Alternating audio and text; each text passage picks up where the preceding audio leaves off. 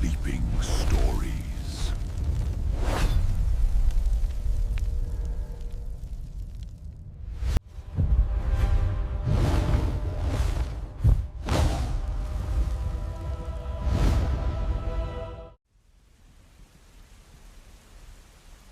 The wind howls across the ash-covered peaks of Solstheim, carrying with it whispers of a name that was meant to be forgotten. In the depths of black libraries, where reality bends and breaks, in the dreams of those who dare seek forbidden knowledge, in the very fabric of Skyrim itself, there echoes a presence older than the return of dragons, a presence that challenged gods and lost everything. A presence that became the very monster it swore to destroy. Long before the Dragonborn walked the frozen paths of Skyrim, before Alduin returned to devour the world, before the civil war tore the land apart, there existed another. He was the first to bear the dragon blood in mortal veins. He was the first to taste the intoxicating power of a consumed dragon's soul. He was the first to believe that humanity could rise above its masters. His name was Miraak, and his story is not one of simple villainy, but of a tragedy so profound that the gods themselves chose to erase it from history. This is not a tale of heroes and villains drawn in simple lines. This is a story of ambition and betrayal, of freedom and chains, of a man who dared to dream that humans could be more than slaves and paid the ultimate price for that dream. Tonight, we descend into the forbidden chapters of history to understand not just what Miraak did, but why he did it, and how a priest who wanted to free his people became the first monster Skyrim ever knew. You are listening to Loreforge, where legends are reborn. And tonight, we resurrect the most dangerous legend of all. The Merethic era was a time when the very air tasted of submission. Across the frozen expanses of what would one day be called Skyrim, humanity existed not as a free people, but as cattle marked for divine consumption. The dragons ruled from mountain peaks that pierced the clouds, their shadows falling across villages like the promise of death itself. Their voices were not mere sound, but the fundamental language of creation, the Thuum, words that could reshape reality, topple mountains, and reduce armies to ash with a single syllable.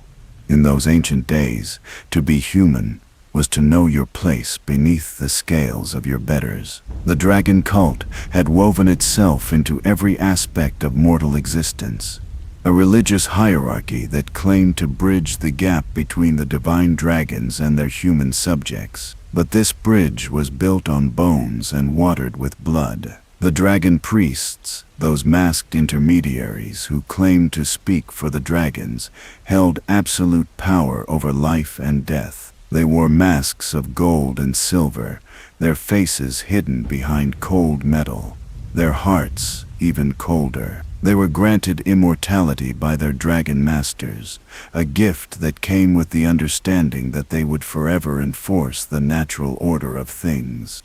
The temples rose like jagged teeth from the landscape, stone monuments to draconic supremacy. Inside these halls of worship, humans prostrated themselves before altars dedicated to creatures who saw them as little more than amusing pets. The incense burned day and night, thick smoke carrying prayers that would never be answered with mercy. Children were raised to believe that dragons were not conquerors but gods, that servitude was not slavery but divine purpose, that to question was to invite not just death but damnation. Yet even in a world built on absolute control, doubt can take root, like a weed pushing through stone. In the quiet moments between religious ceremonies, in the eyes of parents who watched their children taken as tribute, in the hearts of those who remembered a time before the dragons came, there stirred something dangerous. Questions without answers, thoughts without voice, dreams of a world where the sky belonged to something other than wings and fire. On the island of Solstheim, where ash from the Red Mountain mixed with snow to create a gray twilight world, there stood a temple larger than most. Its architecture spoke of power and permanence. its walls carved with draconic script that praised Alduin the World Eater as the supreme authority over all existence. Within this temple served priests who had given up their very humanity in exchange for scraps of power. Men who had convinced themselves that their golden chains were actually crowns. They performed their rituals with mechanical precision, their devotion measured not in faith but in fear. But one among them was different. One among them had begun to see the chains for what they were. One among them possessed a gift so profound that it terrified even the dragons themselves, though they would never admit such fear. This priest had no name yet in our story, for names have power, and his power was still gestating in silence. He moved through the temple corridors like all the others, performed the same rituals, spoke the same prayers. Yet behind his mask, behind his eyes, something was changing. He had begun to dream of impossible things. In his sleep, he saw dragons falling from the sky, not by divine will, but by mortal hands. He heard voices speaking the Thu'um, not as slaves mimicking their masters, but as equals claiming their birthright. He felt a power stirring in his blood that should not exist in human veins, a connection to something older than the dragon cult, older perhaps than the dragons themselves. These dreams should have terrified him. Instead, they filled him with a hunger that would ultimately consume the world. The other priests noticed nothing. The dragon suspected nothing. The great machine of oppression continued its grinding work, crushing generation after generation beneath the weight of predetermined destiny. But in that temple on Solstheim, in the mind of one priest whose name would become a curse and a warning, the first crack had appeared in what seemed like an eternal order. It was a small crack, barely visible, the kind that appears in ice just before the entire frozen lake shatters beneath your feet. The whispers had begun, though no one yet had the ears to hear them. The storm was gathering, though the sky remained clear. The first monster was being born, though he still believed himself to be a savior. And in the spaces between moments, in the silence between heartbeats, the future was reshaping itself into something that even the gods had not foreseen. In the beginning, there was Akatosh, the dragon god of time, the first and greatest of the divines. From his essence came the dragons, creatures who were not merely powerful, but were power itself made manifest. They were fragments of time given form, immortal and inevitable, as the turning of ages. When they spoke, they did not use language as mortals understood it, but rather articulated the fundamental forces of creation. The Thum was not learned, but remembered, not practiced, but embodied. A dragon saying the word for fire did not describe fire, or summon fire. It became fire in that moment of utterance. The Merethic era marked the period when these divine beings descended upon Tamriel in numbers that darkened the skies. They came not as explorers or visitors, but as conquerors claiming what they believed was rightfully theirs. At their head flew Alduin, who bore the title World Eater, not as metaphor but as literal description of his cosmic purpose. He was firstborn among dragons, the closest to Akatosh himself, and he had decided that the world needed to understand its place in the natural hierarchy. Dragons at the peak, mortals at the bottom, and between them a chasm so vast that to contemplate crossing it was madness itself. The subjugation of humanity was not accomplished through a single great war, but through systematic domination that left no room for resistance. Villages that submitted were allowed to survive under harsh tribute. Villages that resisted were removed from existence, so completely that even their names were erased from memory. The dragons did not see this as cruelty, but as education, teaching the lesser races their proper function in the grand design. Humans were to serve, to worship, to provide entertainment and sustenance for their betters. In return, they were granted the privilege of continued existence. The dragon language itself became a weapon of control. Every word in that ancient tongue carried within it the weight of reality, the power to command existence itself. When a dragon spoke the word for storm, clouds gathered whether they wished to or not. When a dragon spoke the word for death, mortal hearts stopped beating out of sheer linguistic necessity. This was not magic as the elves practiced it, not manipulation of mystical forces, but rather direct authorship of reality itself. The dragons were walking, breathing proof that some beings were simply made to rule while others were made to kneel. From this absolute dominion arose the dragon cult. Though to call it a cult implies choice and devotion, it was more accurately a survival mechanism, dressed in religious garments. Humans who showed exceptional loyalty or ability were elevated to the position of dragon priest, granted extended life and supernatural powers drawn from their dragon patrons. These priests became the intermediaries, translating draconic will into mortal action.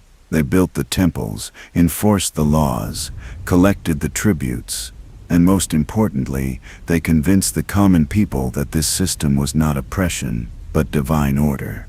The dragon priests wore masks that hid their faces, symbolic of their transformation from human to something other. Each mask was unique, crafted with precious metals and imbued with power that would persist even after death. These were not merely ceremonial objects, but conduits of draconic might, allowing mortal throats to speak words that should have torn them apart. A dragon priest could shout with a fraction of a true dragon's power, enough to kill dozens of men, enough to freeze entire rivers, enough to make armies retreat in terror. They were living proof that humans could touch divinity, but only through absolute submission to it. The temples themselves were architectural manifestations of dragon dominance, built with stones too massive for human hands to lift. Carved with script that hurt mortal eyes to read, they stood as eternal monuments to the futility of resistance. Inside these structures, rituals were performed daily, ceremonies that reinforced the psychological chains even more effectively than physical ones. Children were taught the catechisms of servitude before they learned to walk. Adults confessed their rebellious thoughts and were punished not by their dragon overlords, but by their fellow humans. Priests who had internalized their oppression so completely that they became its most zealous enforcers. Alduin himself rarely descended from his perch atop the throat of the world, that highest peak where the sky met stone. He did not need to. His word was law, carried by lesser dragons who enforced it with claw and flame. He had created a perfect system, one that would theoretically last forever because it convinced the oppressed that their oppression was holy. The humans who served the dragon cult truly believed they were fulfilling their divine purpose. The priests who enforced draconic law truly believed they were blessed rather than cursed. The entire structure rested not on military might, but on the psychological acceptance of inferiority. Yet systems built on lies, no matter how grand, contain within them the seeds of their own destruction. The dragons had forgotten, or perhaps never knew, that humans possessed something dragons could never understand. Dragons were immortal, unchanging, eternal. Humans were temporary, adaptable, evolving. Dragons saw the world as static hierarchy. Humans saw the world as possibility, and in that fundamental difference lay a crack so small that no dragon noticed it, but wide enough for one exceptional human to slip through and bring the entire temple crashing down. The world of the Merethic era seemed permanent, as immovable as the mountains themselves. The dragon cult appeared eternal, as inevitable as sunrise. Alduin's rule felt absolute, as unchangeable as the flow of time itself. But permanence is an illusion. Eternity is a lie that reality tells itself. And absolute power has never survived contact with someone who refuses to kneel. The age of dragons would not last forever. It simply felt that way to those living through it, unaware that on a distant island, in a temple built to celebrate submission, a priest was beginning to ask the most dangerous question any oppressed person can ask. Not how do I survive this, but why do I accept this at all? His name was Miraak, and before he became a legend, before he became a monster, before he became a warning whispered in dragon tongue, he was simply a man who served. The island of Solstheim was his domain, that ash-covered rock where the border between Skyrim and Morrowind blurred into gray obscurity. The temple he served was one of the largest dedicated to dragon worship, its halls echoing with centuries of prayers that praised subjugation as virtue. Miraak wore the robes of his station, performed the rituals with exacting precision, and to any observer appeared to be the perfect servant of the draconic order. But perfection, when examined closely, often reveals itself to be a carefully maintained disguise. Miraak was indeed exceptional, though not in the ways his dragon masters initially understood. He had mastered the Thu'um, to a degree that made even other dragon priests uncomfortable. When he spoke the dragon words, reality bent more sharply than it should for a mortal throat. His shouts carried power that seemed disproportionate to his human form, as if something within him resonated with the language in ways that defied the natural order. The dragons attributed this to exceptional training and natural talent, never suspecting the truth that pulsed beneath his skin like a second heartbeat. In the quiet hours between dawn prayers and evening rituals, Miraak studied, while other priests memorized catechisms and practiced their submissive prostrations. He delved into older texts, fragments of knowledge that predated even the dragon cult itself. He read about the nature of the Thu'um, not as divine gift but as linguistic key to reality's source code. He studied the dragons themselves, analyzing their weaknesses with the cold precision of a hunter, examining prey. Most dangerously, he began to question the fundamental assumption upon which the entire system rested, the idea that dragons ruled by divine right rather than by simple strength. The turning point came, not in a moment of grand revelation, but in 1,000 small observations that accumulated like snow building toward an avalanche. He watched a dragon casually incinerate a family for the crime of hiding grain during a harsh winter. He saw a dragon priest order the execution of a child who had dared to speak a word of the dragon language without permission. He witnessed the systematic breaking of human spirits. Generation after generation taught that their suffering was sacred, and slowly, quietly, dangerously, Miraak began to hate. But hatred alone does not make a revolutionary. Anger without direction is merely destructive noise. What made Miraak truly dangerous was that his hatred came wrapped in philosophy, his anger channeled through brilliant tactical thinking. He did not simply want to destroy the dragons. He wanted to understand why they could be destroyed. He did not merely dream of freedom. He planned the mechanisms of liberation. In secret meetings held in the deepest chambers of his temple, he began to gather others who shared his questions, humans who had not yet had their capacity for rebellion completely crushed. These early followers were not warriors or heroes. They were farmers who had lost children to dragon tribute. They were scholars who had been forbidden from asking certain questions. They were other priests who performed their duties while dying inside, slowly suffocating under the weight of enforced devotion. Miraak spoke to them not of victory, but of possibility, not of guaranteed success, but of dignified resistance. He taught them that servitude was not natural law but artificial construct, that the dragons had convinced them to build their own cages and lock themselves inside. The philosophical foundation of Miraak's rebellion rested on a single radical premise that humans were not inherently inferior to dragons, merely less powerful, and power could be acquired. He pointed out that dragon priests already wielded fragments of draconic might, that humans could speak the Thu'um, even if imperfectly, that mortality was not the same as worthlessness.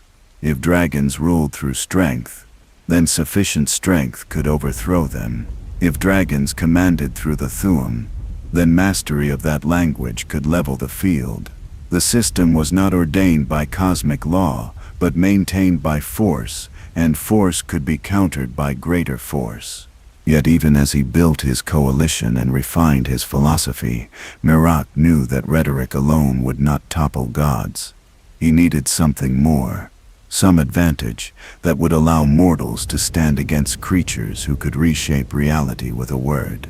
He spent years searching through forbidden texts, interrogating travelers who claimed knowledge of ancient powers, and pushing his own mastery of the Thuum to dangerous extremes. He was looking for the key that would unlock human potential, the secret that would transform slaves into equals. What he found was something he did not expect, something that would change not just his rebellion, but his very nature. In the oldest texts, in fragments of myths that predated the dragon cult, he discovered references to something called Dragonborn. These were beings blessed or cursed by Akatosh himself, mortals who carried dragon souls within human bodies. They could speak the Thuum with the same innate power as dragons. They could absorb the very essence of dragons they defeated, growing stronger with each victory. They were walking contradictions, bridges between mortality and divinity, and they were impossibly rare. Miraak dismissed these legends at first, categorizing them with other mythological impossibilities that humans told themselves to make their powerlessness more bearable. But the texts kept appearing, across different cultures and time periods, consistent in their core claims, and slowly, terrifyingly, Miraak began to recognize certain signs in himself. The ease with which he mastered new shouts, the way dragon souls seemed to call to him in dreams, the feeling of something vast and ancient coiled inside his mortal frame. He began to suspect what he could not yet prove, that he was not simply a talented priest, but something the dragons themselves secretly feared. The confirmation came during a dragon attack on a village under his temple's protection. The dragon, young and arrogant, descended to claim tribute and found Miraak waiting. What happened next would be recounted in whispers for centuries. Miraak spoke the words of power, and the dragon faltered. They fought not as god and supplicant, but as equals, trading shouts that shook the earth and cracked the sky. When the dragon finally fell, its body dissolving into streams of golden light, those streams did not dissipate, but instead flowed directly into Miraak's chest. He absorbed the dragon's very soul, its knowledge, its power, its essence. In that moment of transcendent horror and exhilaration, Miraak understood what he was. He was Dragonborn, the first of his kind in recorded history. A human who could kill dragons and take their power as his own. The realization hit him with the force of religious revelation. He was not meant to serve dragons. He was meant to be their equal, possibly their superior. The very God who had created the dragons had also created him, perhaps as balance, perhaps as fail-safe, perhaps as cosmic joke. The reason did not matter. What mattered was that the war he had been planning as a desperate gamble had suddenly become winnable. But victory, he would learn too late, always comes with a price. And the price for power sufficient to challenge gods would prove to be more than he could afford to pay while remaining human.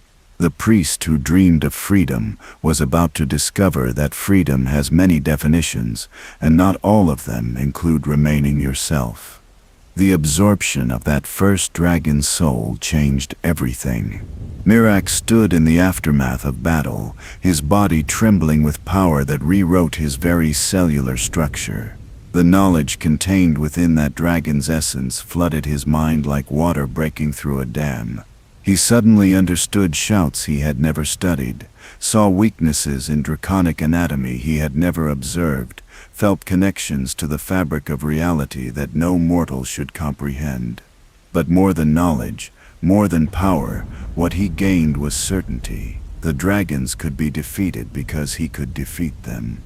The village that had witnessed this impossible victory fell silent in a way that transcended mere quiet.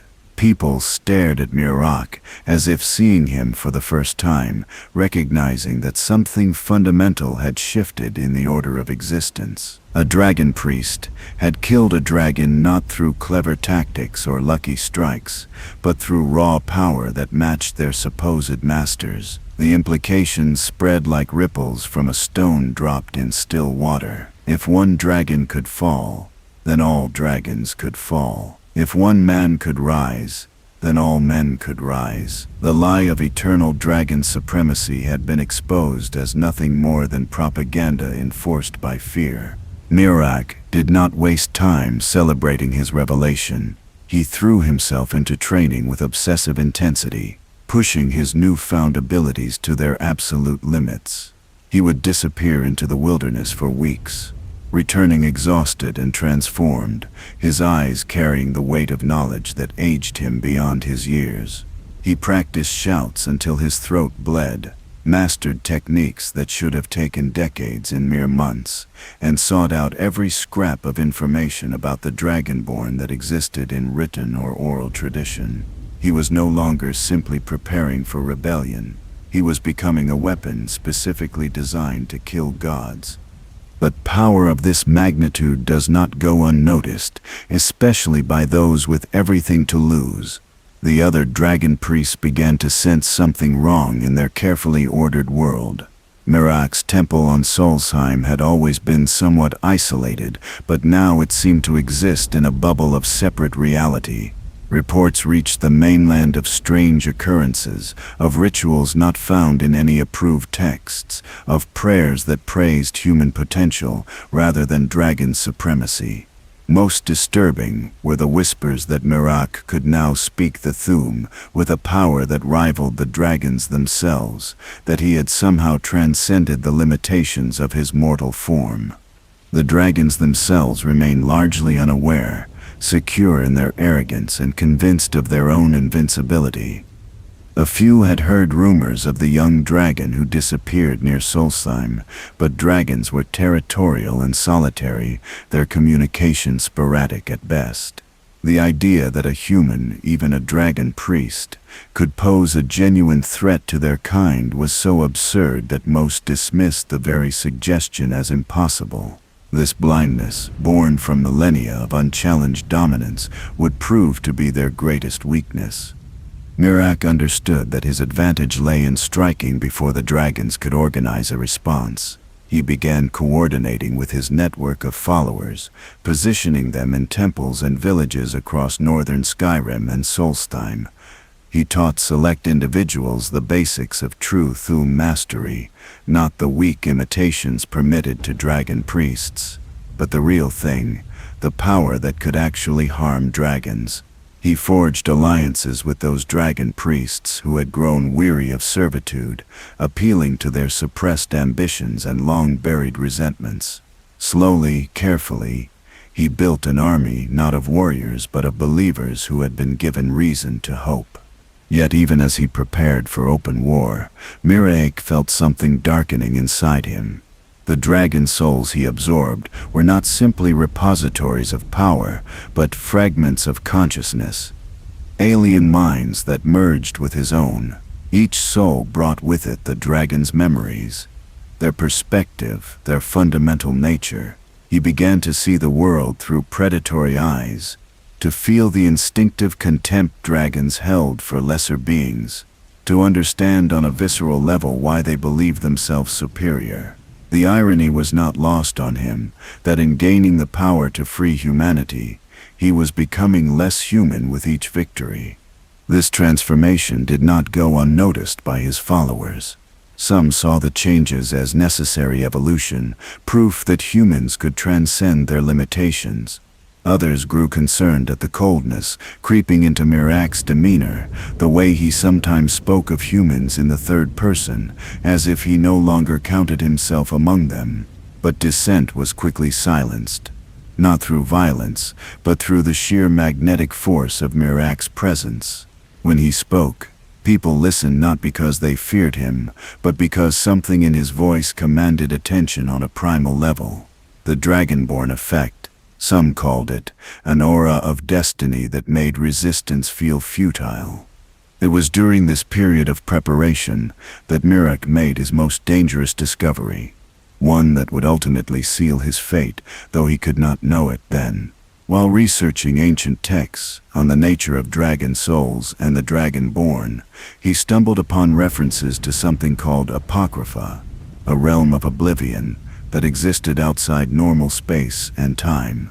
This dimension was said to contain all knowledge that had ever existed or would ever exist, an infinite library that cataloged every secret in the universe. It was the domain of Hermaeus Mora, the Daedric Prince of knowledge, fate, and memory. The texts warned against seeking Mora's realm, describing the prince as a being of incomprehensible alien intelligence who viewed mortals as nothing more than interesting specimens to be studied and collected. Those who entered Apocrypha rarely returned, and those who did were fundamentally changed, their minds filled with knowledge that drove them to madness or obsession. But Miraak saw only opportunity. If this realm contained all knowledge, then it would contain the secrets of defeating dragons permanently, of understanding the full scope of his dragonborn nature, of gaining power sufficient to challenge even Alduin himself. Against the advice of his closest advisors, Miraak began the ritual that would open a doorway to Apocrypha. The ceremony required rare components and forbidden words, actions that would mark him as a heretic, even among those dragon priests who questioned dragon rule. But Miraak had already crossed so many lines that one more seemed insignificant. He spoke the words written in texts that predated human civilization, offered the prices demanded by entities that existed beyond mortal comprehension, and tore open a hole in reality itself. What waited on the other side was not knowledge in the abstract, but knowledge as a living force, embodied in the form of Hermaeus Mora. The Daedric Prince appeared not as a single entity, but as an ever-shifting mass of eyes and tentacles, a being whose very presence caused reality to warp and bend. When Mora spoke, it was with countless voices layered over each other, speaking in all languages simultaneously, conveying meaning directly into Miraak's mind without need for words. The prince had been watching Miraak, had been waiting for this moment, had perhaps even orchestrated events to bring the Dragonborn to this exact point. Mora made an offer that seemed almost generous. In exchange for unrestricted access to Apocrypha and all the knowledge contained within, Miraak would serve as Mora's champion in the mortal realm. The terms seemed vague, the price abstract compared to the immediate benefits. Miraak would gain understanding of every shout ever created, knowledge of every dragon's weakness, insight into the very nature of reality itself. He would become the most knowledgeable being to ever walk Tamriel, armed with information that made him functionally omniscient in matters of combat and power. All he had to do was agree to serve when called upon. The decision took Miraak less than a heartbeat. He was already committed to war against the dragons, already branded as heretic and traitor, already transformed beyond recognition by the souls he had consumed. What difference would one more alliance make, especially if it guaranteed victory? He accepted Mora's terms without fully reading the contract's fine print, without understanding that Daedric Princes operate on timescales measured in eternities rather than mortal lifespans, without realizing that serve when called upon could mean anything from a single task to infinite servitude. The moment Miraak agreed, knowledge flooded into him with force that should have destroyed his mind. He learned shouts that could bend time itself, words that could unmake reality, techniques that turned the Thuum from weapon into fundamental force of nature. He saw the weaknesses inherent in every dragon, understood the spellwork that bound their souls, comprehended the mechanics of his own dragonborn nature in ways that terrified and exhilarated him. He became, in that moment, the most dangerous individual to ever exist in Tamriel's long and bloody history. But knowledge, especially forbidden knowledge, comes with hidden costs. The information Mora provided was not neutral, but flavored with the prince's alien perspective. Miraak began to see mortals not as people to be liberated, but as variables in equations of power. He understood dragons not as oppressors to be overthrown, but as resources to be harvested. Most dangerously, he started to conceive of himself not as revolutionary or savior, but as something transcendent, a being who had moved beyond the petty categories of dragon and human into a new classification entirely. He was becoming the very thing he had sworn to destroy, a tyrant convinced that his power justified his rule. His followers noticed the change immediately upon his return from Apocrypha. Miraak emerged from the ritual chamber with eyes that had seen too much, speaking with certainty that bordered on megalomania. He announced that the time for hiding had passed, that the age of dragon rule was ending, that a new era was beginning with him at its center.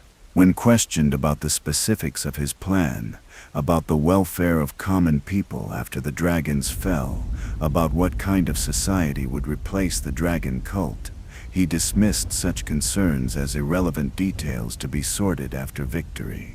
The revolution that had begun as liberation was transforming into conquest. But there was no turning back now, not for Miraak, and not for those who had tied their fates to his. The die had been cast, the ritual completed, the pact sealed. War was coming, not the careful guerrilla campaign Miraak had originally planned, but total war. A conflagration that would burn away the old world, regardless of what rose from the ashes. The Dragonborn had made his choice, had gained his power, had sealed his doom, though he could not yet see it. The age of defiance had begun, and it would not end until either the dragons fell or the world itself was torn apart in the attempt. The war did not begin with a declaration or a dramatic battle, but with a single act of public defiance that shattered the illusion of dragon invincibility. In the main square of the largest settlement on Solstheim, before an audience of hundreds, Miraak removed his dragon priest mask and cast it into a fire. The symbolic rejection of his station sent shockwaves through the community. This was not whispered rebellion or secret resistance, but open rejection of the entire system that had governed human existence for generations. As the mask burned, Miraak spoke words that would be repeated across Skyrim for centuries to come. He told the assembled crowd that dragons were not gods, but merely powerful creatures. That worship was not devotion but slavery, disguised with religious language. That the natural order they had been taught to accept was nothing more than propaganda enforced through violence. He revealed his nature as Dragonborn, demonstrated his power by shouting a nearby boulder into dust, and declared that the age of submission had ended. Any who wished to live as free people rather than livestock were welcome to join him. Any who preferred the comfort of chains could leave unmolested. But neutrality was no longer an option, because the war was beginning whether they chose to participate or not. The response was not universal uprising, but something more complex and human. Some people cheered, years of suppressed rage finally finding outlet. Others wept, unable to process the collapse of everything they had been raised to believe. Many simply stood frozen, caught between terror of dragon reprisal and desperate hope that Miraak might actually succeed. A few condemned him as a madman leading people to slaughter, their faith in dragon supremacy so complete that they could not imagine any alternative. Miraak accepted all reactions with equal calm, understanding that revolution was not a single moment, but a process that would require time and blood in equal measure. The dragon's response was swift and brutal. 3 dragons descended upon the settlement within hours, expecting to find a terrified population ready to hand over the heretical priest for punishment. Instead, they found Miraak waiting with his followers arranged in formation, humans who had been trained in the Thum, standing ready to speak words that could actually wound divine flesh. The lead dragon had time to express surprise before Miraak hit it with a shout of such concentrated force that it fell from the sky like a stone dropped from a great height. The battle that followed was unlike anything Tamriel had witnessed in living memory. Dragons attacked with fire and claw, expecting easy victory against soft human bodies. Instead, they encountered resistance. They could not comprehend. Miraak moved through the combat like a force of nature, his shouts tearing reality itself, each word he spoke reshaping the battlefield to his advantage. When the first dragon died and its soul streamed into his body, the remaining 2 tried to retreat, their animal cunning finally overcoming their divine arrogance. Miraak pursued them into the sky, demonstrating the dragon-wrench shout that Mora had taught him, a word of power specifically designed to force dragons to understand mortality and fall from the heavens. By the time the sun set on that first day of open war, 3 dragons lay dead, and Miraak had absorbed their souls, growing stronger with each victory. The message spread faster than dragon wings could carry it. The impossible had happened. Dragons could die. Humans could win. The natural order was not nearly as natural as everyone had been led to believe. Across northern Skyrim and Solstheim, people began to make impossible choices, weighing the safety of submission against the dignity of resistance. The dragons, for their part, made the critical mistake of viewing Miraak's rebellion as a temporary aberration rather than an existential threat. They dispatched individual dragons, or small groups, to deal with what they assumed was a local uprising, not understanding that they were fighting something fundamentally different from previous human rebellions. Miraak was not leading desperate slaves in futile gestures of defiance. He was prosecuting a calculated campaign of dragon extermination, and every dragon that fell made him more powerful, more knowledgeable, more dangerous. The war spread like fire across dead grass. Villages that had lived under dragon rule for generations suddenly found themselves hosting revolutionary forces. Dragon priests loyal to the old order found their temples besieged by former followers, who now saw them as collaborators rather than intermediaries. The careful hierarchy that had maintained stability for so long collapsed into chaos as everyone was forced to choose sides. There was no middle ground between the dragons and Miraak, no way to remain uninvolved when the very structure of society was being torn apart and rebuilt. Miraak's followers came from every stratum of human society. There were warriors who had been forbidden from raising weapons against their masters. There were scholars who had been punished for asking the wrong questions. There were parents who had watched their children taken as tribute and lived with that helpless rage for years. Most disturbingly, there were other dragon priests who had decided that Miraak's heresy made more sense than continued servitude. These turncoat priests brought with them knowledge of dragon weaknesses, access to temple resources, and most valuably the ability to teach others the Thum without requiring decades of training. But victory came with a price that became more apparent with each battle. Miraak was absorbing dozens of dragon souls, each one adding to his power, but also changing him in ways both subtle and profound. He began to speak less like a liberator and more like a conqueror. His strategic decisions, while tactically brilliant, showed decreasing concern for human casualties.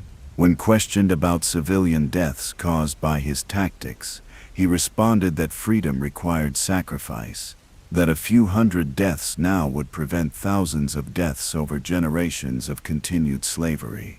The logic was sound, but the coldness with which he delivered it troubled even his most devoted followers.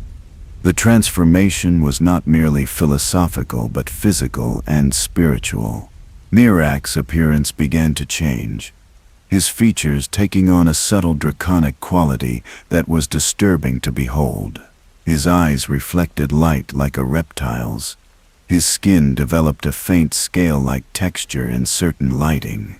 His voice carried harmonics that seemed to bypass the ears and speak directly to the soul. He was becoming something new, something that existed in the space between human and dragon, and it was unclear whether this transformation was empowerment or corruption. His tactical approach shifted as well. Early in the war, Merethic had focused on defensive actions and strategic retreats, conserving forces and choosing battles carefully. But as his power grew, he became increasingly aggressive, even reckless. He began seeking out dragons specifically to harvest their souls, sometimes abandoning strategic objectives in favor of personal power acquisition. His followers noticed but said nothing, partly from loyalty and partly from fear of what he might do if challenged. The revolutionary was becoming an autocrat, and everyone could see it happening but felt powerless to stop it. The turning point in Miraak's internal transformation came after a particularly brutal battle where he absorbed the souls of 7 dragons in a single day. That night, he retreated to his private chambers and did not emerge for 3 days. Those who stood guard outside reported hearing him speaking in dragon language, carrying on conversations with voices that seemed to come from inside his own head. When he finally emerged, something essential had changed. He began referring to dragons not as enemies to be destroyed, but as resources to be controlled.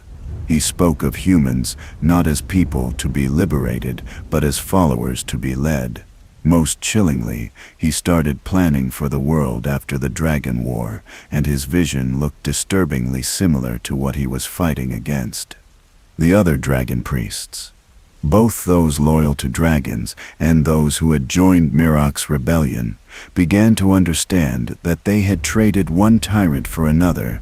Miraak was building temples, not to dragons but to himself. He was accepting worship, not rejecting it as false devotion. He was creating a new hierarchy with himself at the apex, merely swapping which supernatural being sat on the throne. The revolution that had promised freedom was crystallizing into a new form of servitude, one that might prove even more absolute because it wore the mask of liberation. On Solstheim, Miraak constructed a temple that dwarfed even the largest dragon shrines. Its architecture deliberately mimicked draconic design, all sharp angles and imposing mass, but the iconography was entirely focused on Miraak himself. Statues depicted him in poses of power and dominion.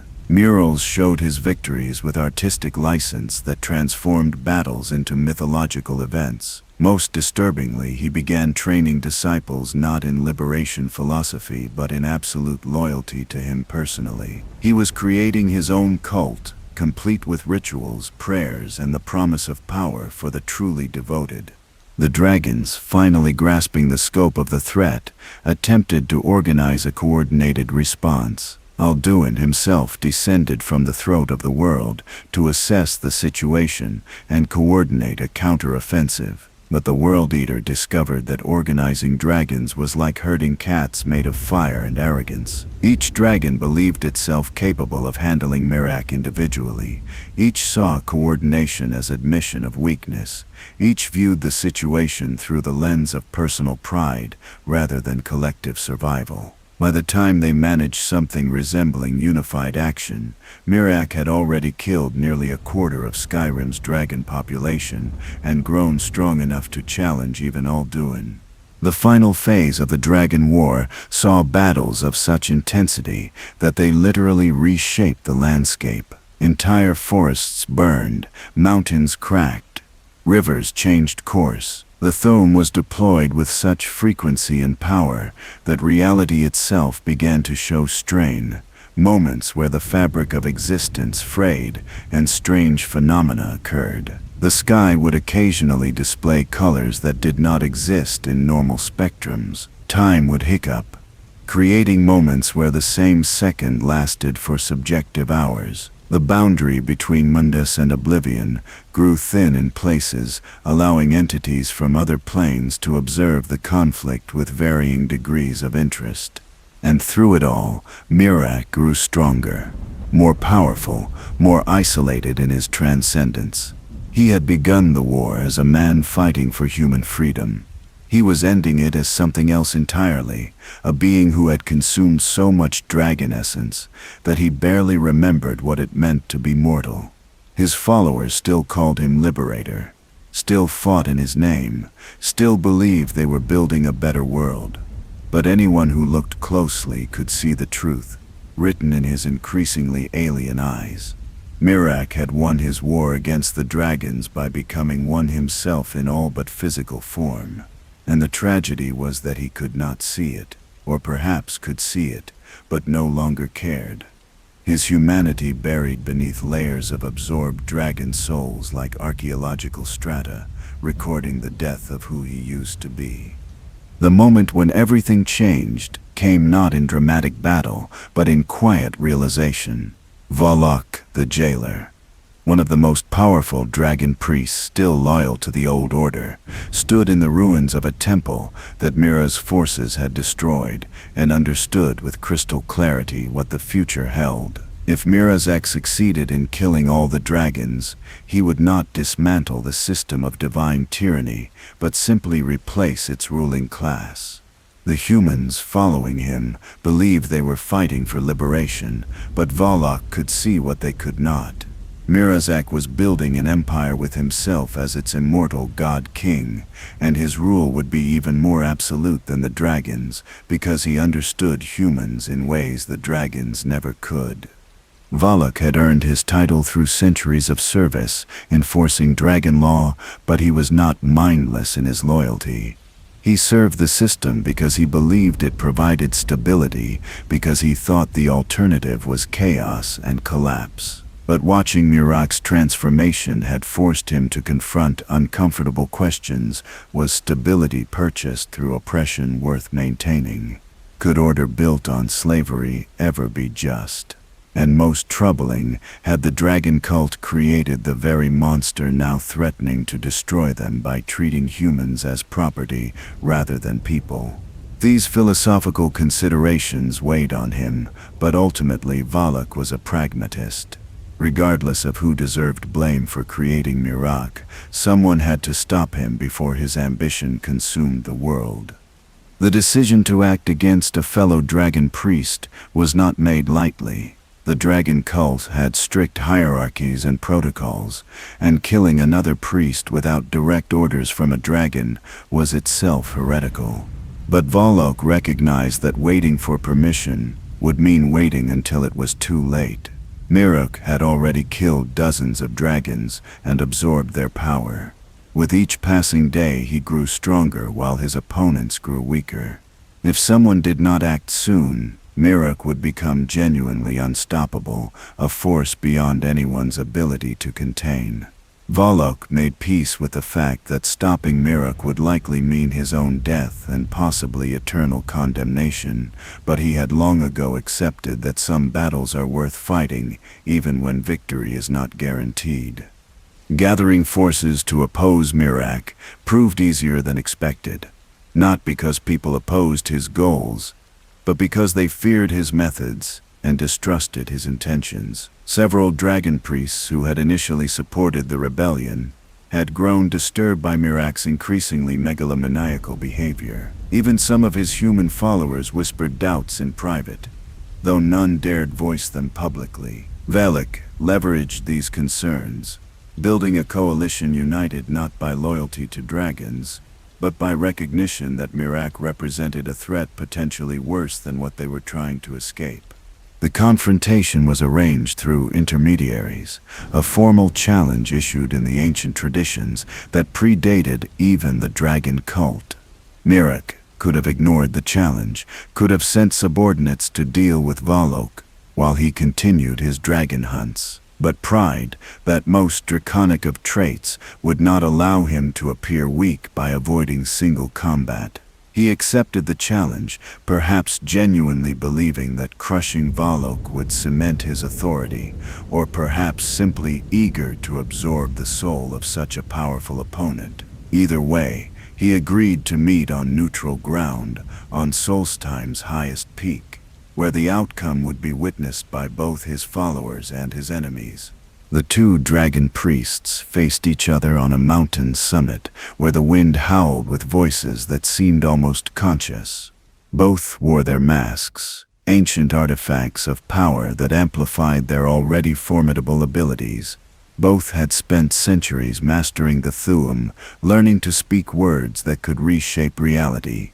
Both understood that this battle would not be decided by physical prowess, but by will, knowledge, and the depth of power they could channel through their voices. The assembled witnesses, dragons and humans alike, maintained respectful distance, understanding that the energies about to be unleashed could casually destroy anyone too close to the combat. Miraak struck first, his opening shout containing power that should have killed Valok instantly. The word for death spoken with such concentrated force that it became physical pressure, a wave of pure destructive intent that cracked stone and vaporized snow. But Valok had prepared for this, had spent weeks studying Miraak's techniques, and he countered with a shout that created a barrier of frozen time, a moment stretched into shield that absorbed the killing word and dissipated its energy harmlessly. The two began to circle each other, trading shouts that escalated in power and complexity, each attack countered by defense, each defense immediately followed by counterattack. The battle raged for hours, transforming the mountaintop into a hellscape of elemental fury. Fire met ice, lightning clashed with force blasts. Reality itself bent and warped under the strain of so much concentrated Thu'um. Sections of the mountain simply ceased to exist, erased by shouts that unmade matter on a fundamental level. The witnesses were forced to retreat further and further, the combat expanding to encompass an area measured in miles rather than yards. Both combatants drew on reserves of power that seemed bottomless. Miraak fueled by his horde of dragon souls, Valok sustained by desperate determination and centuries of accumulated knowledge. But as the battle progressed, Valok began to realize with growing horror that he was losing. Miraak was simply too strong, his power too vast, his knowledge too comprehensive. Every technique Valok employed, Miraak countered with something more devastating. Every weakness Valok tried to exploit, Miraak had already anticipated and defended. The gap between them was not one of skill or experience, but of fundamental capacity, the difference between a very large lake and an ocean. Valok could match Miraak temporarily through superior technique and strategy, but in a prolonged engagement, the Dragonborn's raw power would inevitably overcome any tactical advantage.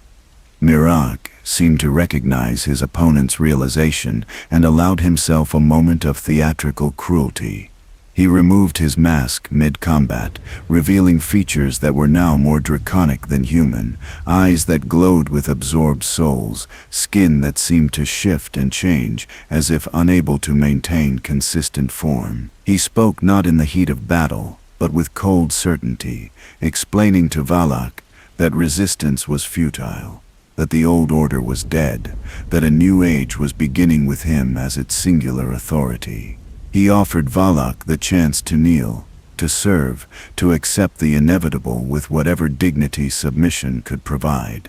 Valok's response was to attack with renewed fury, trading defense for pure offense, accepting wounds in exchange for striking blows. He knew he could not win, but refused to surrender, fighting with the desperate energy of someone who had already accepted death. His shouts came faster, less refined but more numerous, creating a storm of destructive force that forced even Miraak to acknowledge the threat. The two crashed together in melee combat, their masks and fists becoming weapons as the Thuum alone proved insufficient for close-quarters violence. It was at this moment, when both combatants were fully committed and unable to disengage, that Hermaeus Mora revealed the depths of his long game. The sky above Solstheim tore open, not metaphorically but literally, space itself ripping like fabric, to reveal the impossible geometry of Apocrypha beyond. Tentacles the size of ancient trees emerged from the portal, writhing appendages covered in eyes that saw past, present, and future simultaneously. Mora's voice echoed across the mountain, speaking in layered tones that conveyed meaning beyond language, and his message was simple and devastating. The pact had been called due, and Mera's service was required immediately. Miraak's expression shifted from confidence to confusion to betrayal in the span of heartbeats. He had assumed his service to Mora would be called upon after his victory was complete, that he would have time to establish his rule before paying whatever price the Daedric Prince demanded. He had not anticipated that Mora would collect his debt at the absolute worst possible moment, in the middle of a battle he was winning, at the peak of his power but not yet secure in his dominion. He tried to resist, tried to argue, tried to use his Dragonborn voice to refuse the summons, but Mora's power operated on a level that made such resistance meaningless. The tentacles wrapped around Miraak with gentle inexorability, not grabbing violently, but simply existing in the same space his body occupied. He shouted words of power that had killed dragons, spoke with voice that had reshaped mountains, channeled every fragment of absorbed soul into one final desperate attempt at freedom. The mountain beneath them cracked completely, the island of Solstheim literally splitting as the force of Miraak's refusal met the absolute inevitability of Mora's claim. Lava burst from newly formed fissures, the sea rushed into growing chasms, the landscape was rewritten in moments of apocalyptic violence. But none of it mattered. Hermaeus Mora was a Daedric prince, an entity that existed beyond the normal rules of reality, and Miraak had made a pact with full knowledge of what that meant. The contract was sealed in his own blood and soul, written in knowledge that had been given freely and accepted willingly. There were no loopholes, no escape clauses, no way to argue his way out of a bargain he had made with eyes open. The only question had been when Mora would collect, and the prince had chosen this moment specifically because it would cause maximum despair. Valak watched in stunned silence as his opponent was dragged backward through the portal into Apocrypha. Miraak's final expression was not rage or fear, but understanding, the terrible realization that he had been played from the very beginning. Every victory, every dragon soul absorbed, every step toward godhood had been part of Mora's plan to acquire the perfect champion. The Daedric Prince had not intervened to save Valak or protect the dragons or preserve the old order. He had simply come to collect his property, a dragonborn who had been groomed and prepared and tested and was now ready for eternal service. The portal closed with a sound like reality, sighing in relief, and the mountain fell silent except for the wind and the crackle of cooling lava. Vialo collapsed, his body broken by the battle, his mind shattered by what he had witnessed.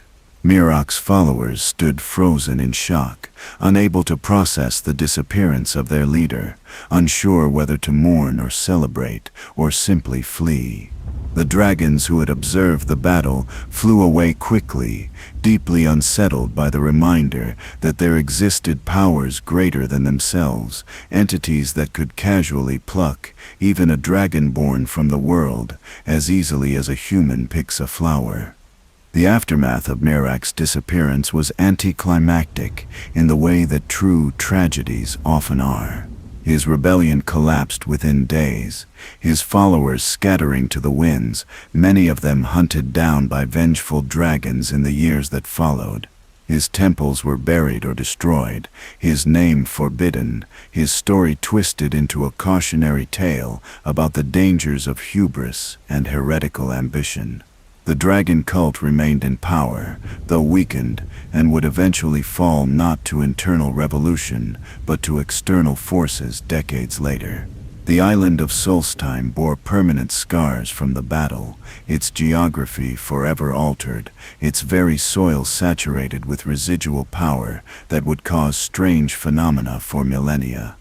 And somewhere beyond the boundaries of normal reality, in a realm of infinite libraries and incomprehensible horror, Miraak began his true punishment, not death, which would have been mercy, but eternal existence in service to a being who viewed him not as a person, but as a particularly interesting book to be read and studied, and kept on a shelf forever. The First Dragonborn had challenged the dragons and won, only to lose to something far worse. He had sought power to free humanity, and instead gained power that enslaved him absolutely. He had become the monster he swore to destroy, and then discovered there were monsters so much worse waiting in the spaces between worlds. Apocrypha defied every law of nature that governed the mortal realm. It was not a place in any conventional sense, but rather a concept of spatial existence, a dimension where knowledge itself possessed physical form and consciousness. The realm stretched infinitely in all directions, though directions lost meaning in spaces where geometry refused to behave consistently. Towers of books rose impossibly high, their pages rustling despite the absence of wind. Corridors twisted back on themselves, leading to locations that should not exist, and connecting rooms that occupied the same space simultaneously. The very air tasted of ink and old parchment, thick with the weight of accumulated information spanning all possible timelines.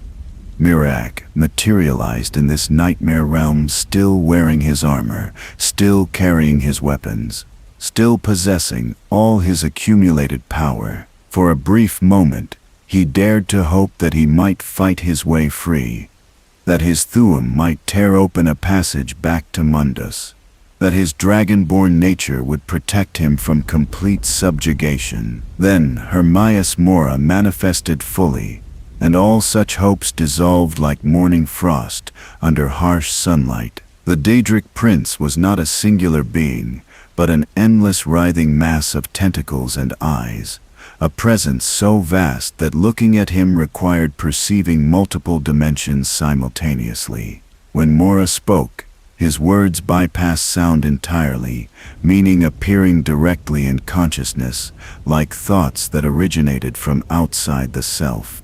The terms of Miraak's servitude were explained with meticulous detail that made their horror all the more profound. He would serve as Mora's champion, his reader, his eternal student. He would spend his existence consuming knowledge, analyzing information, becoming the perfect repository of all that Hermaeus Mora wished to know about the mortal realm. He would read every book, study every scroll, memorize every scrap of information that appeared in the infinite library. And because Apocrypha existed outside normal time, each day in the mortal realm could translate to years within the prince's domain.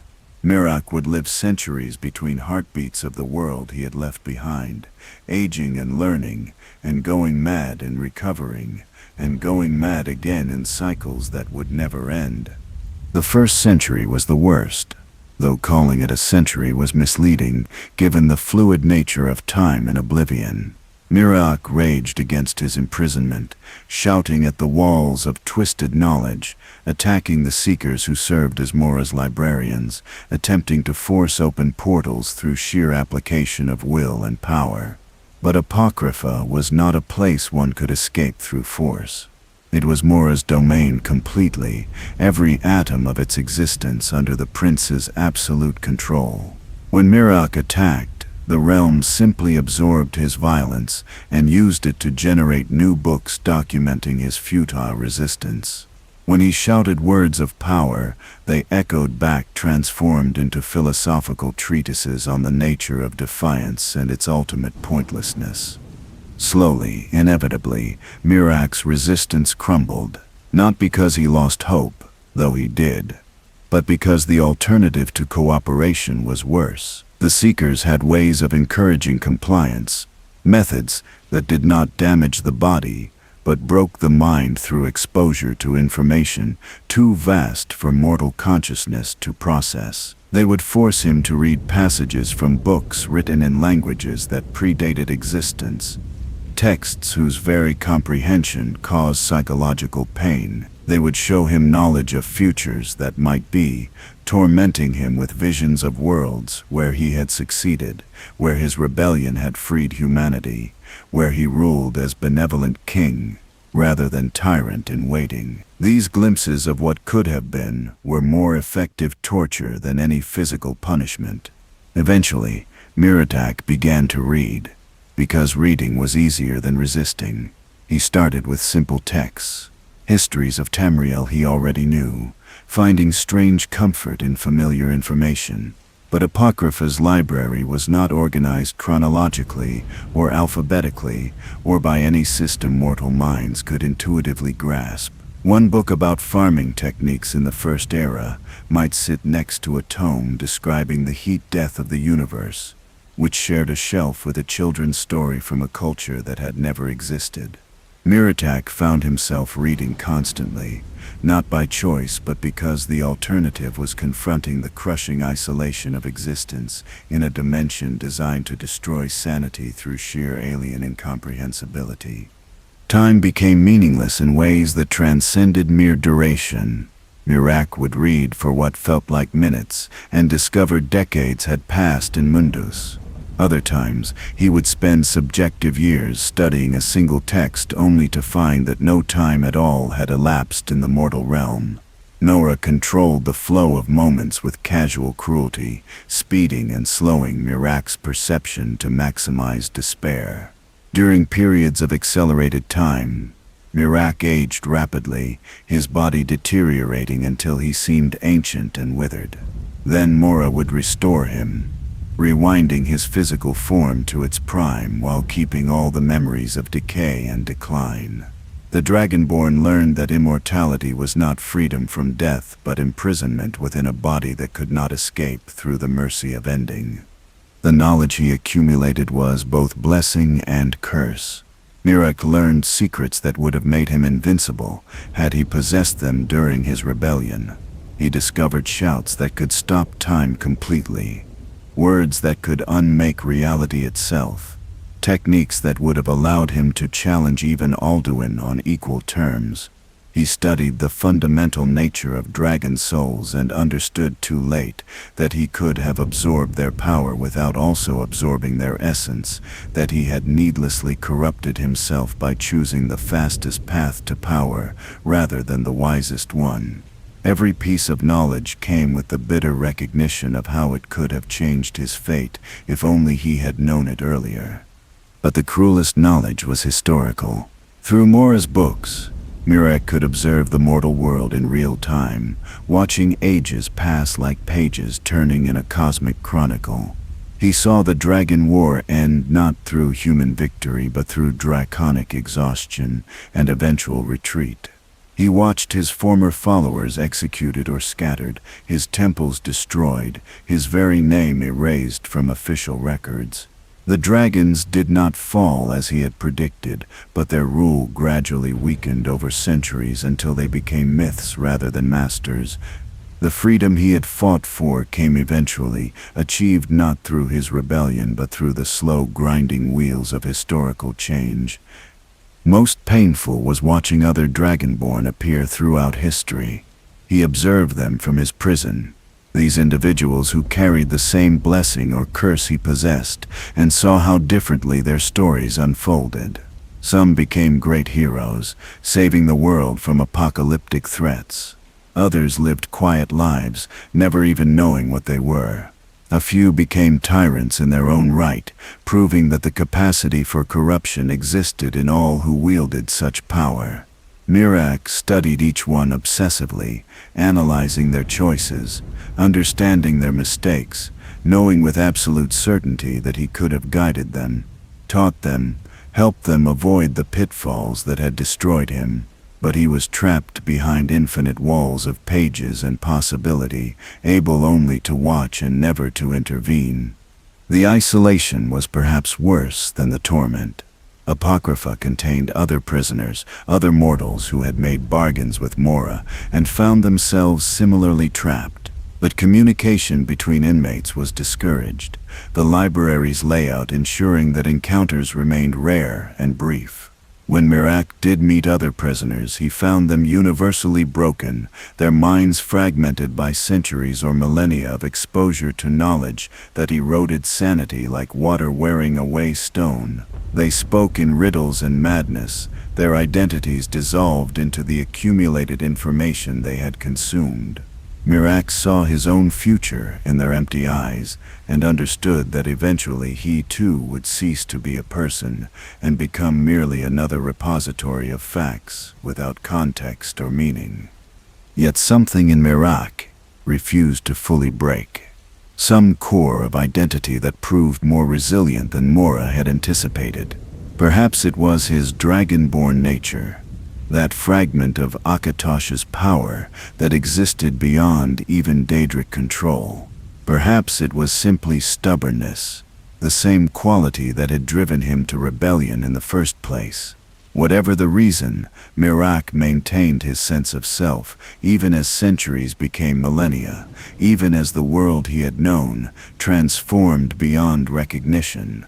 Even as he watched empire after empire rise and fall through the windows of Mora's books.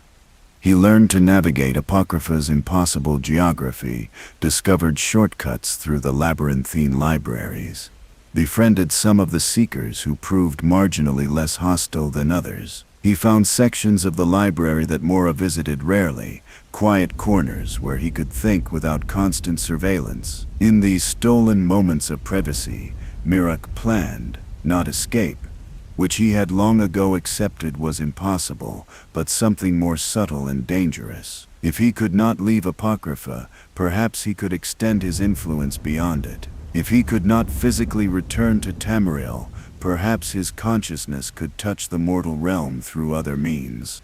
The dragon souls he had absorbed proved crucial to this plan. They existed within him still, fragments of draconic consciousness that were technically part of Mora's domain, but also connected to Mundus through their fundamental nature. Miraak began experimenting with these souls, using techniques learned from Apocrypha's forbidden texts, slowly and carefully extending his awareness beyond the boundaries of his prison. It was delicate work that took subjective centuries, done in increments so small that even Mora's all-seeing eyes might miss the gradual expansion of influence. Miraak was playing the longest game imaginable, plotting a move that might not come to fruition for thousands of years. During the Third Era, Miraak achieved his first success. Through a combination of stolen knowledge and draconic soul manipulation, he managed to project a fragment of his consciousness into the dreams of mortals on Solstheim. The connection was weak, barely more than whispers in sleep, but it was contact with the world beyond his prison. He began to plant ideas, subtle suggestions that would grow slowly over generations. He could not control minds from Apocrypha, but he could influence them, nudge them toward actions that might eventually serve his purposes. It was the beginning of a plan so long-term that its completion might take millennia, but time was the one resource Miraak possessed in unlimited quantity. Hermaeus Mora either did not notice these subtle manipulations, or chose not to intervene, perhaps finding Miraak's desperate schemes amusing in their futility.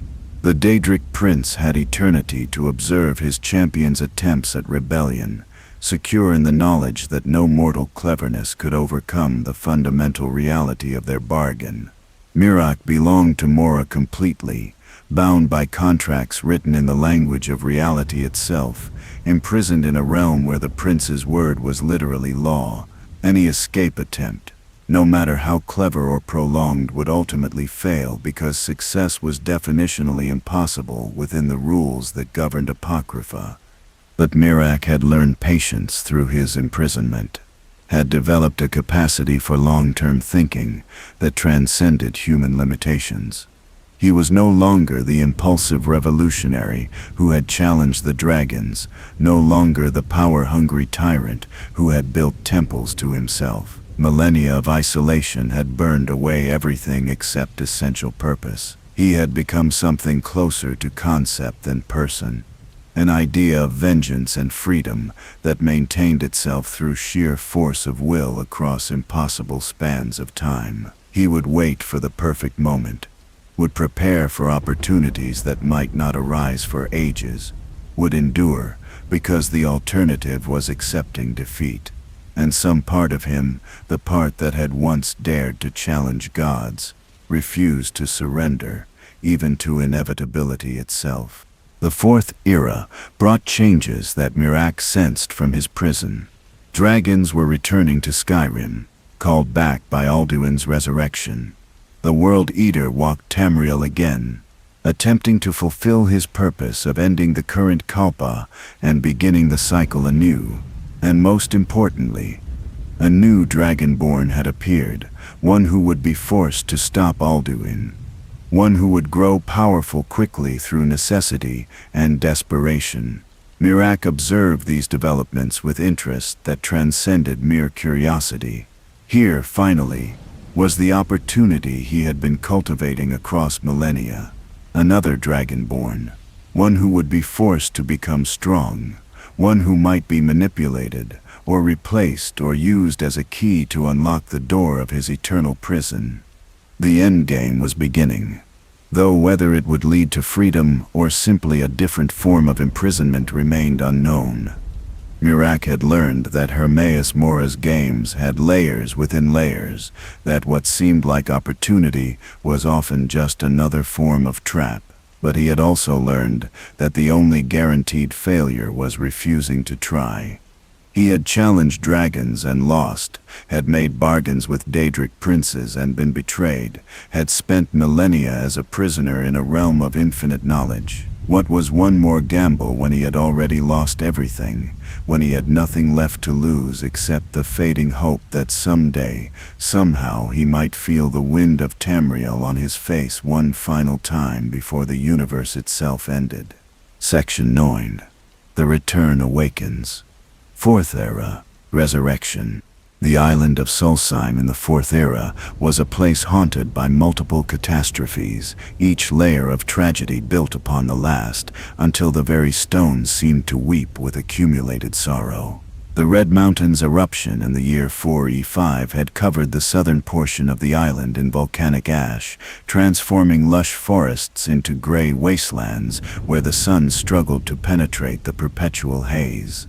Dunmer refugees from the destroyed city of Vvardenfell had settled in Raven Rock and other communities, bringing with them their own griefs and traditions. The Nordic population that had inhabited Solstheim for generations found themselves sharing their homeland with traumatized survivors of apocalypse, creating cultural tensions that simmered beneath enforced civility.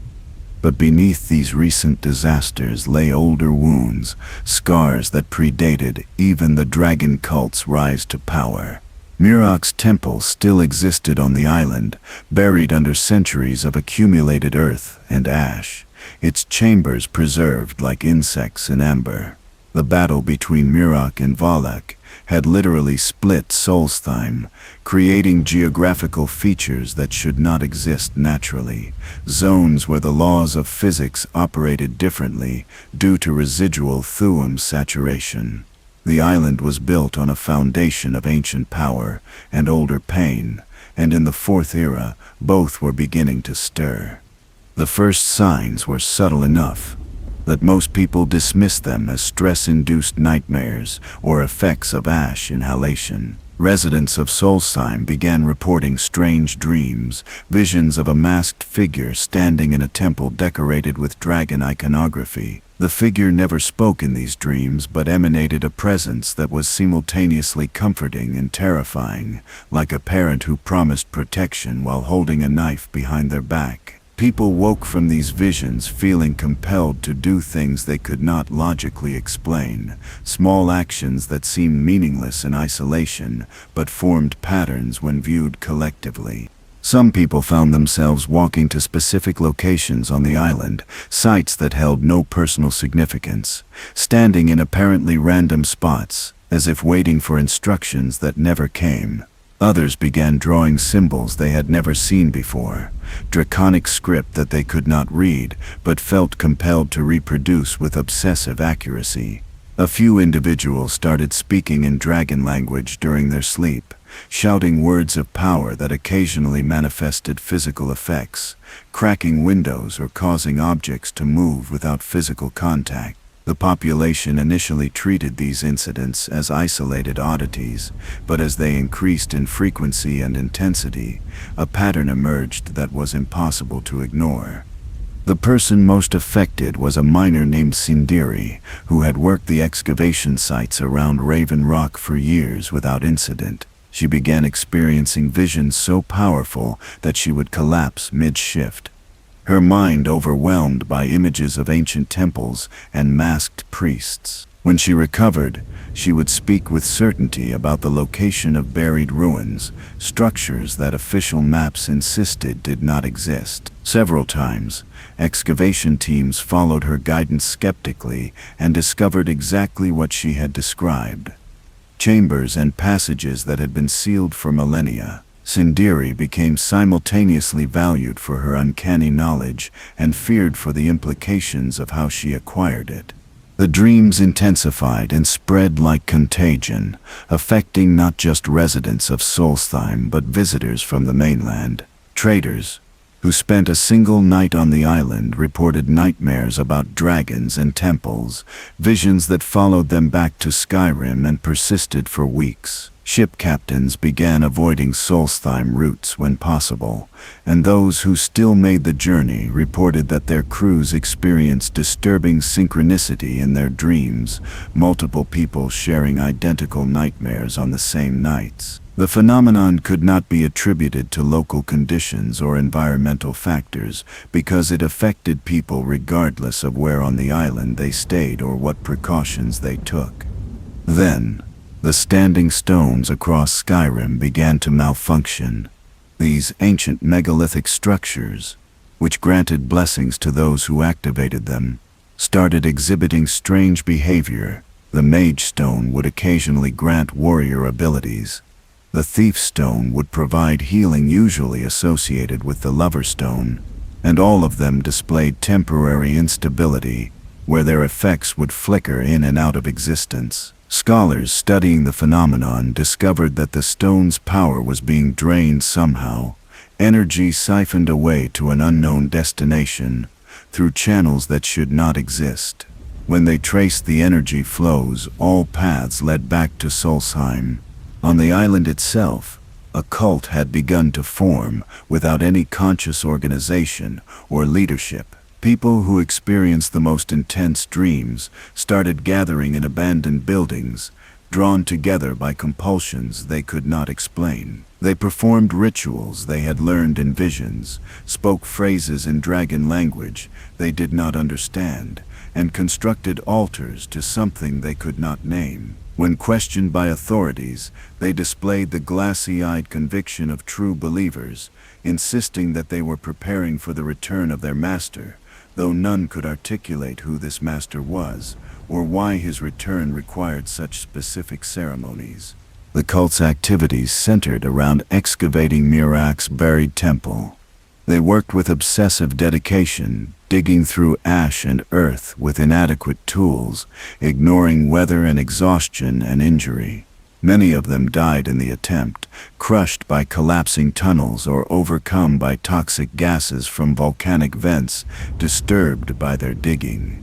But for every cultist who perished, 2 more appeared to take their place, drawn by dreams that promised purpose and power to those who served faithfully.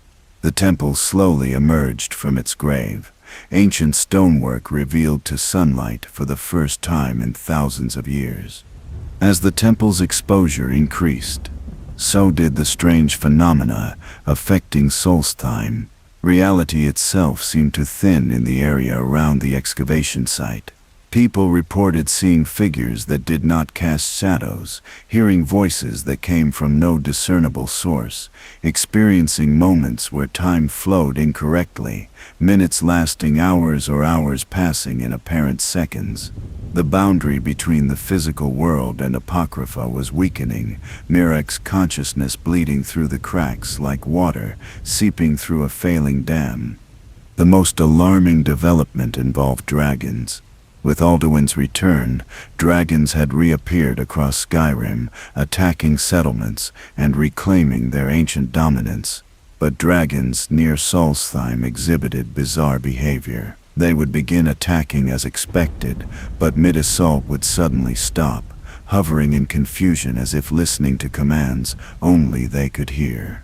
Some dragons fell from the sky without visible cause, crashing to earth and dying without apparent injury. When the Dragonborn, the hero prophesied to stop Alduin, killed dragons near Solstheim, the souls would behave erratically. Instead of flowing directly to the Dragonborn, they would hesitate, pulled in two directions simultaneously, split between their intended destination and something else that claimed equal right to their essence. Miraak had discovered how to steal dragon souls from across dimensional boundaries. Using techniques developed over millennia in Apocrypha, channeling power through the standing stones he had corrupted, working through the minds of his cultists as conduits, he could reach out from his prison and claim dragons killed by the new Dragonborn. Each soul he stole made him stronger, restored more of his power, allowed him to extend his influence further into the mortal realm.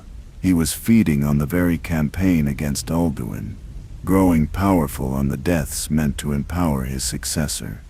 The Dragonborn, after killing several dragons near Solstheim and watching their souls vanish mysteriously, began investigating. The trail led inevitably to the island, to the cult, to the temple that should have remained buried. Following the cultist's path, the Dragonborn discovered one of the Black Books, ancient tomes created by Hermaeus Mora himself, that served as portals to Apocrypha. These books were scattered across Solstheim, hidden in dangerous locations, protected by guardians both mortal and otherwise. Each book offered knowledge to those brave or foolish enough to read it, but reading came with the risk of Mora's attention and the possibility of never returning from the Daedric realm. When the Dragonborn opened the first Black Book, they found themselves pulled into Apocrypha, experiencing the realm's impossible geometry and sanity-eroding atmosphere. But they also encountered Miraak directly for the first time, not in physical form, but as a projection of consciousness, a ghost of the first Dragonborn addressing his distant successor. The meeting was brief, Mora allowing only limited interaction before separating them, but it was enough for both parties to take measure of each other. Miraak regarded the new Dragonborn with a mixture of contempt and envy. Contempt because this newcomer seemed weak by comparison, untrained in the deeper mysteries of the Thu'um, ignorant of the true scope of their power.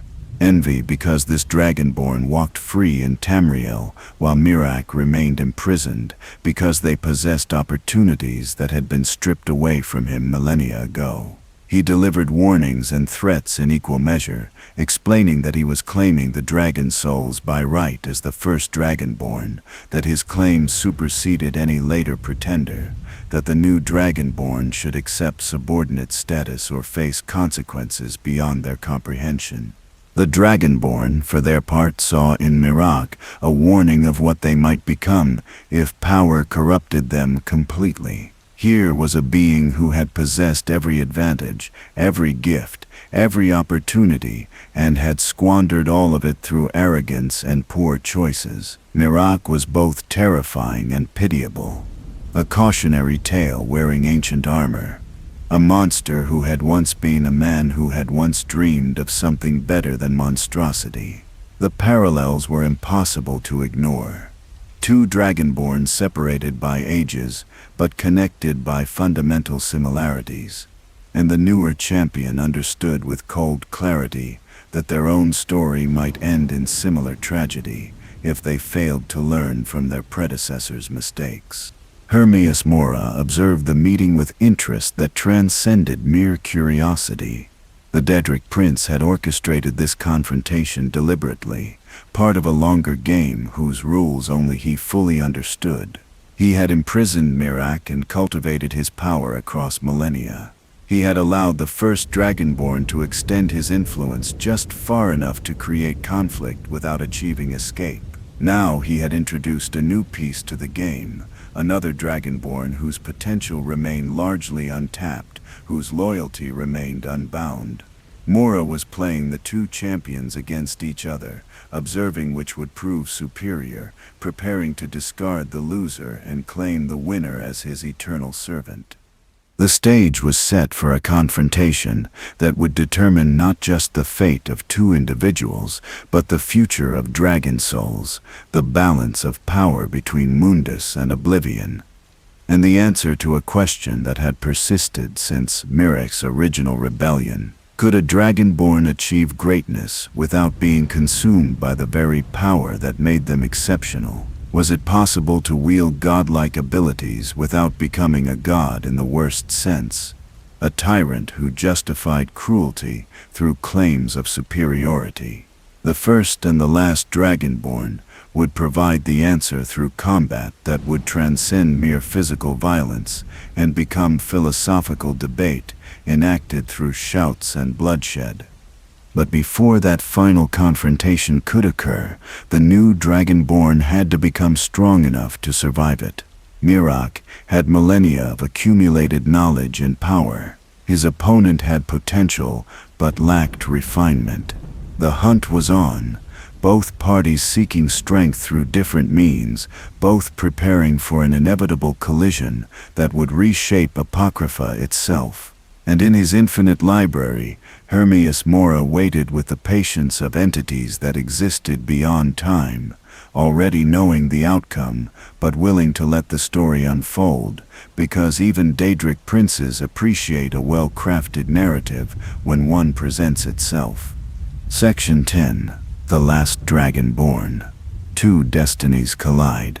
The journey into Miraak's domain was not a single expedition, but a gradual descent into increasingly dangerous territory, both physical and spiritual. The new Dragonborn, having discovered the existence of their ancient predecessor, found themselves drawn inexorably toward confrontation, despite every rational instinct screaming to avoid such suicidal engagement. But reason held little sway over matters of destiny, and the pull between two Dragonborn was like gravity operating on a cosmic scale, inevitable and irresistible. They were opposite poles of a magnet separated by millennia, and the universe itself seemed determined to bring them together regardless of consequences. Each black book the Dragonborn discovered provided deeper access to Apocrypha and more direct encounters with Miraak's influence. The realm revealed itself in layers, each more disturbing than the last. The architecture grew more impossible with each visit, staircases that climbed in all directions simultaneously, halls that were somehow both claustrophobically narrow and infinitely vast. Libraries where books screamed their contents directly into consciousness without need for reading. The seekers that served as Mora's librarians became more numerous and hostile, testing the Dragonborn's combat skills and forcing them to master new shouts, specifically designed to counter Apocrypha's unique threats. Miraak appeared in these visits as both teacher and tormentor, his projections growing more solid and interactive as the Dragonborn ventured deeper into his domain. He would materialize during battles, watching the newcomer fight with critical eye, occasionally offering advice wrapped in insults. His teaching style combined useful information with psychological warfare, sharing techniques that genuinely improved the Dragonborn's effectiveness, while simultaneously undermining their confidence. He compared every accomplishment to his own legendary feats. finding his successor wanting in every measurable category, making it clear that the gap between them remained vast despite the newer champion's rapid improvement. Yet, beneath the contempt and superiority, the Dragonborn sensed something else in Miraak's attention. There was loneliness there. The profound isolation of someone who had not engaged in genuine conversation for thousands of years. There was hunger for connection with someone who might understand the unique burden of carrying dragon souls within human form. Most disturbing, there was a desperate hope that perhaps this new Dragonborn might succeed where Miraak had failed, might find the key to escape that had eluded him for millennia. These glimpses of humanity in the ancient monster made him more rather than less terrifying, because they revealed that corruption and imprisonment had not fully destroyed the person he had been, merely buried that person under layers of bitterness and rage. The philosophical debates that occurred during these encounters were as important as the combat training. Miraak argued that Dragonborn were inherently superior to ordinary humans, that their power came with the right and responsibility to rule. He claimed that attempting to live as equals among mortals was self-deception, that the gap between Dragonborn and common people was as vast as the gap between humans and insects. His logic was compelling in its internal consistency, supported by thousands of years of observation and analysis. He could cite historical examples, quote from philosophical texts preserved in Apocrypha, demonstrate through careful reasoning why hierarchy based on power was not oppression but natural order. The new Dragonborn struggled to articulate counterarguments, hampered by lack of formal philosophical training and limited life experience. But they possessed something Miraak had lost: a connection to ordinary people, an understanding of community that transcended pure logic. They argued that power without empathy was not strength but weakness, that rule without consent was not order but slavery, that being able to do something did not make it right to do so. Their position was less intellectually sophisticated, but carried the weight of moral conviction that Miraak's had long ago abandoned. The debates ended without resolution. Both parties convinced of their own rightness, but the arguments planted seeds that would germinate in unexpected ways. Meanwhile, in the mortal realm, the cult of Miraak grew bolder and more dangerous. They had fully excavated the temple and began conducting ceremonies designed to strengthen their master's connection to Tamriel. Human sacrifices became common, cultists willingly offering themselves to feed power to the ancient Dragonborn. The rituals created resonance effects that spread across Solstheim, zones where reality became unstable, and visions of Apocrypha bled through into physical space.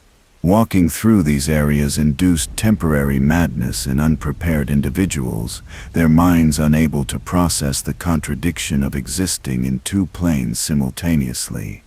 The Dragonborn was forced to combat the cult directly, raiding their strongholds and disrupting their ceremonies. These encounters revealed the full extent of Miraak's reach. Some cultists fought with skills they could not have learned through normal training, speaking shouts they should not know, demonstrating combat techniques that had been lost for ages. Miraak was operating through them like puppets, lending his knowledge and power to servants who paid with their autonomy and sanity. Killing cultists felt less like combat against individuals, and more like pruning branches from a vast tree whose roots extended into oblivion itself. The turning point came when the Dragonborn discovered the construction site of a new temple. Miraak's cultists were building a massive structure that would serve as a permanent anchor point between Apocrypha and Mundus, a bridge through which the First Dragonborn could potentially return to the mortal world. The temple's design incorporated forbidden architecture that bent space itself, creating internal dimensions larger than the external structure should accommodate. If completed, it would represent a wound in reality that might never fully heal, a permanent backdoor between realms that Hermaeus Mora could exploit for purposes unknown. The battle, To destroy the temple construction was the most desperate the Dragonborn had yet faced. Cultists defended the site with suicidal determination, and Miraak himself manifested through multiple vessels simultaneously, spreading his consciousness across dozens of bodies to coordinate the defense. The resulting combat was less medieval battle and more reality-warping chaos, with sections of the battlefield existing in both Tamriel and Apocrypha at once. The Dragonborn had to fight in 2 dimensions simultaneously, dodging tentacles that emerged from floors while countering shouts from cultists, and managing environmental hazards that defied normal physics. Victory came at tremendous cost. The temple destroyed, but the surrounding landscape permanently scarred by the energies unleashed during its demolition. More importantly, the battle proved to Miraak that his plan for gradual return through cult-based rituals would not succeed as long as the new Dragonborn actively opposed him. If he wanted freedom, he would need to deal with his successor directly, not through proxies or gradual corruption, but through direct confrontation in Apocrypha itself. The time for games and tests had passed. One Dragonborn would need to die so the other could achieve their goals. Hermaeus Mora issued invitations to both champions, delivered through black books that appeared in their respective locations. The message was simple and direct. Final confrontation would occur in the summit of Apocrypha, the highest point in the prince's realm, the place where knowledge itself originated. Both Dragonborn would be brought to full power for the encounter, all restrictions lifted, every advantage provided.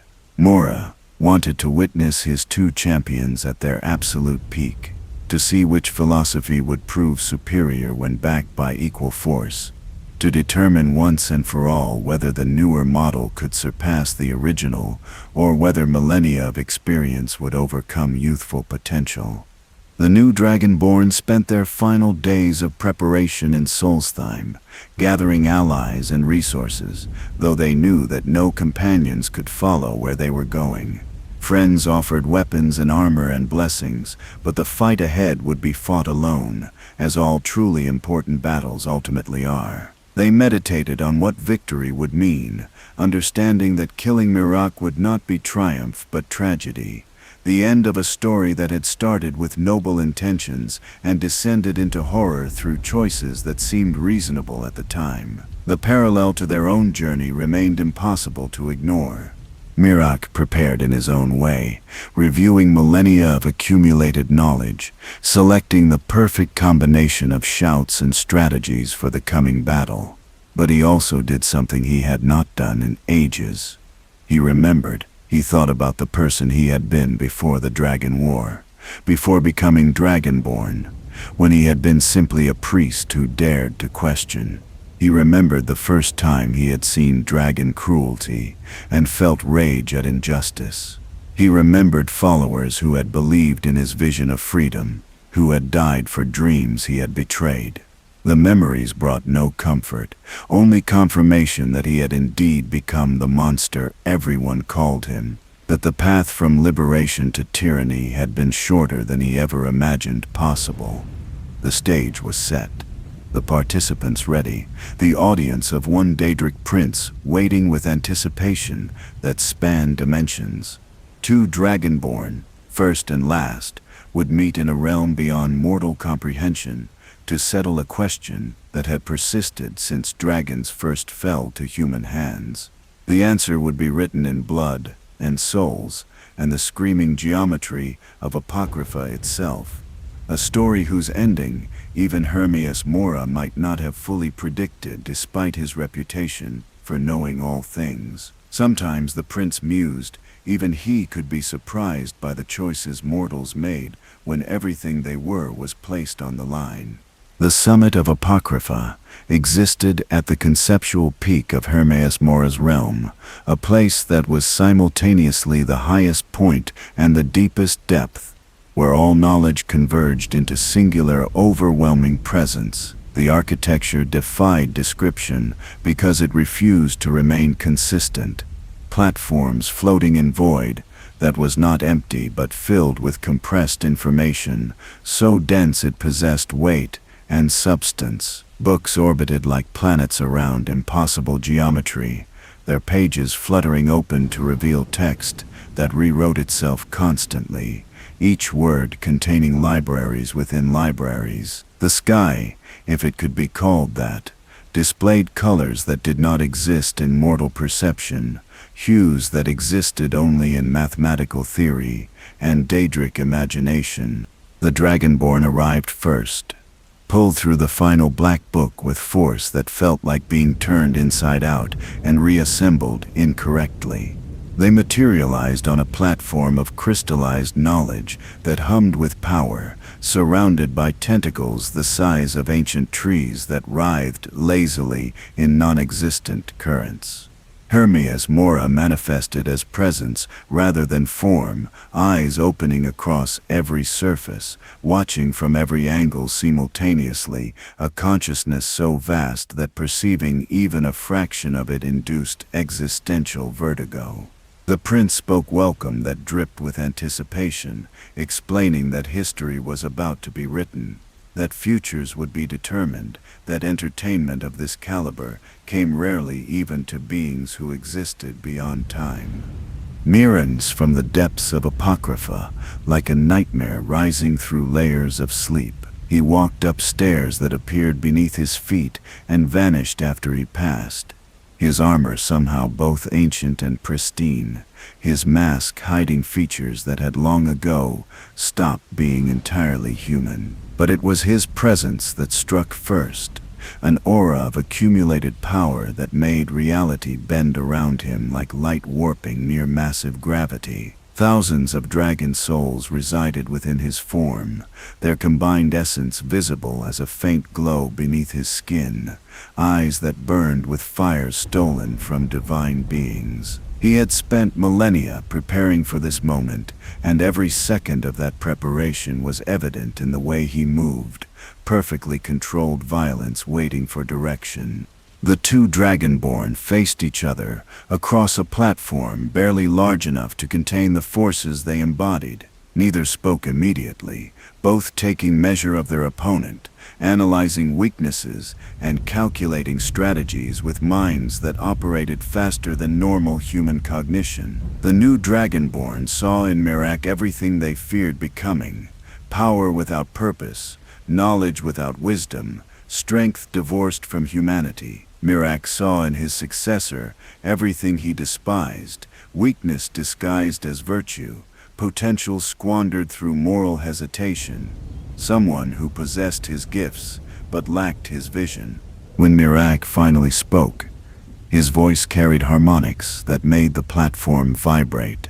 Words layered with power accumulated over ages. He offered one final opportunity for the younger Dragonborn to kneel, to accept apprenticeship, to survive by acknowledging superior strength and wisdom. He explained with perfect logic why resistance was futile, why their brief existence could not match his millennia of study, why natural hierarchy demanded that the first should rule and the last should serve. His words were compelling, backed by genuine belief and supported by evidence that was difficult to refute through reason alone. The response came, not in words, but in action. The new Dragonborn shouted, not the simple shouts learned early in their journey, but techniques refined through desperate battles and taught by the Greybeards, words of power that carried moral conviction alongside destructive force. The shout struck Miraak's defensive barrier and shattered it, not through superior power, but through the purity of purpose behind it. This was not a battle for dominance, but a fight for the right to choose one's own path, and that distinction made all the difference. The first exchange set the tone for everything that followed. Miraak possessed greater raw power, his shouts hitting with force that cracked the crystallized platform and sent shockwaves rippling through Apocrypha's impossible dimensions. But the new Dragonborn fought with adaptability and innovation, combining shouts in unexpected ways, using the environment creatively, refusing to fight on terms that favored experience over ingenuity. They were not trying to overpower Miraak but to outmaneuver him, to find angles of attack that millennia of practice had made him blind to through overconfidence. The battle escalated through 3 distinct phases, each taking place on a different platform, as Hermaeus Mora shifted the battlefield to maintain interest. The first platform emphasized raw power, a straightforward arena where shouts collided with explosive results, where every word spoken reshaped local reality, where the very air crystallized and shattered under the strain of concentrated thu'um. Miraak dominated this phase, his superior knowledge allowing him to counter every technique the newer Dragonborn employed, his vast reserves of absorbed souls providing seemingly infinite stamina.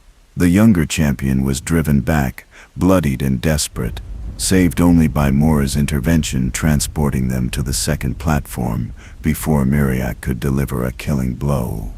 The second platform introduced environmental hazards, tentacles that attacked both combatants equally, pools of knowledge that induced temporary madness if touched, sections of floor that existed in multiple dimensions simultaneously. Here the new Dragonborn's adaptability proved advantageous. They used the hazards as weapons, maneuvering so Miraak's powerful shouts triggered environmental responses that complicated his offense. They demonstrated the ability to think in 3 dimensions that Miraak, for all his knowledge, struggled to match. His fighting style had been perfected against dragons and humans of his own era. But this opponent fought with techniques developed against Alduin and his resurrected dragon army, modern innovations that ancient mastery had difficulty predicting. The tide began to turn during the second phase. Miraak found himself pushed to defensive positions, forced to adapt rather than dominate, experiencing genuine challenge for the first time in millennia. The sensation was simultaneously infuriating and exhilarating, reminding him of battles during the Dragon War, when victory had not been guaranteed, when he had fought with everything at stake and nothing held back. For a moment, just a heartbeat, he remembered what it felt like to be alive rather than merely existing, and the memory was intoxicating enough to make him falter. That moment of distraction cost him. The new Dragonborn landed a solid hit, a shout that bypassed armor and struck flesh directly, tearing through defenses that should have been impenetrable. Miraak staggered, genuinely hurt for the first time in ages, and the pain shocked him back to full focus. He retaliated with a combination attack that should have been fatal, 3 shouts woven together into a technique that unraveled matter on a fundamental level. But somehow, through instinct or luck or divine intervention, the younger Dragonborn countered with Dragon Rend, the shout specifically designed to force dragons to understand mortality. The Dragon Rend hit Miraak like a revelation of unwelcome truth. The shout forced him to confront what he had become, to see himself not as he imagined, but as he actually was, a monster wearing human skin, a tyrant who had convinced himself he was a liberator, a being so consumed by power that he had forgotten the original purpose that power was meant to serve. The psychological impact was more devastating than any physical damage, centuries of self-deception stripped away in seconds, leaving him exposed to the full weight of his own corruption. He fell to his knees, not from physical weakness, but from the unbearable burden of genuine self-awareness. Hermaeus Mora transported both combatants to the third and final platform, the true summit of Apocrypha, where the prince's consciousness was most concentrated.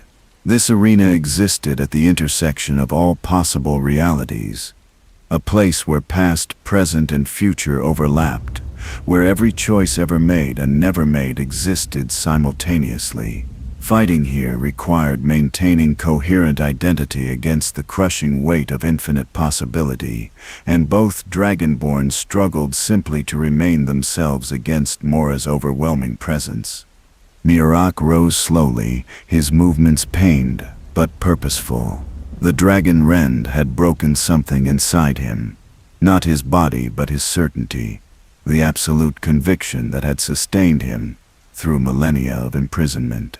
For the first time since entering Apocrypha, he questioned whether escape was worth the price he had paid, whether freedom purchased through becoming a monster was actually freedom at all.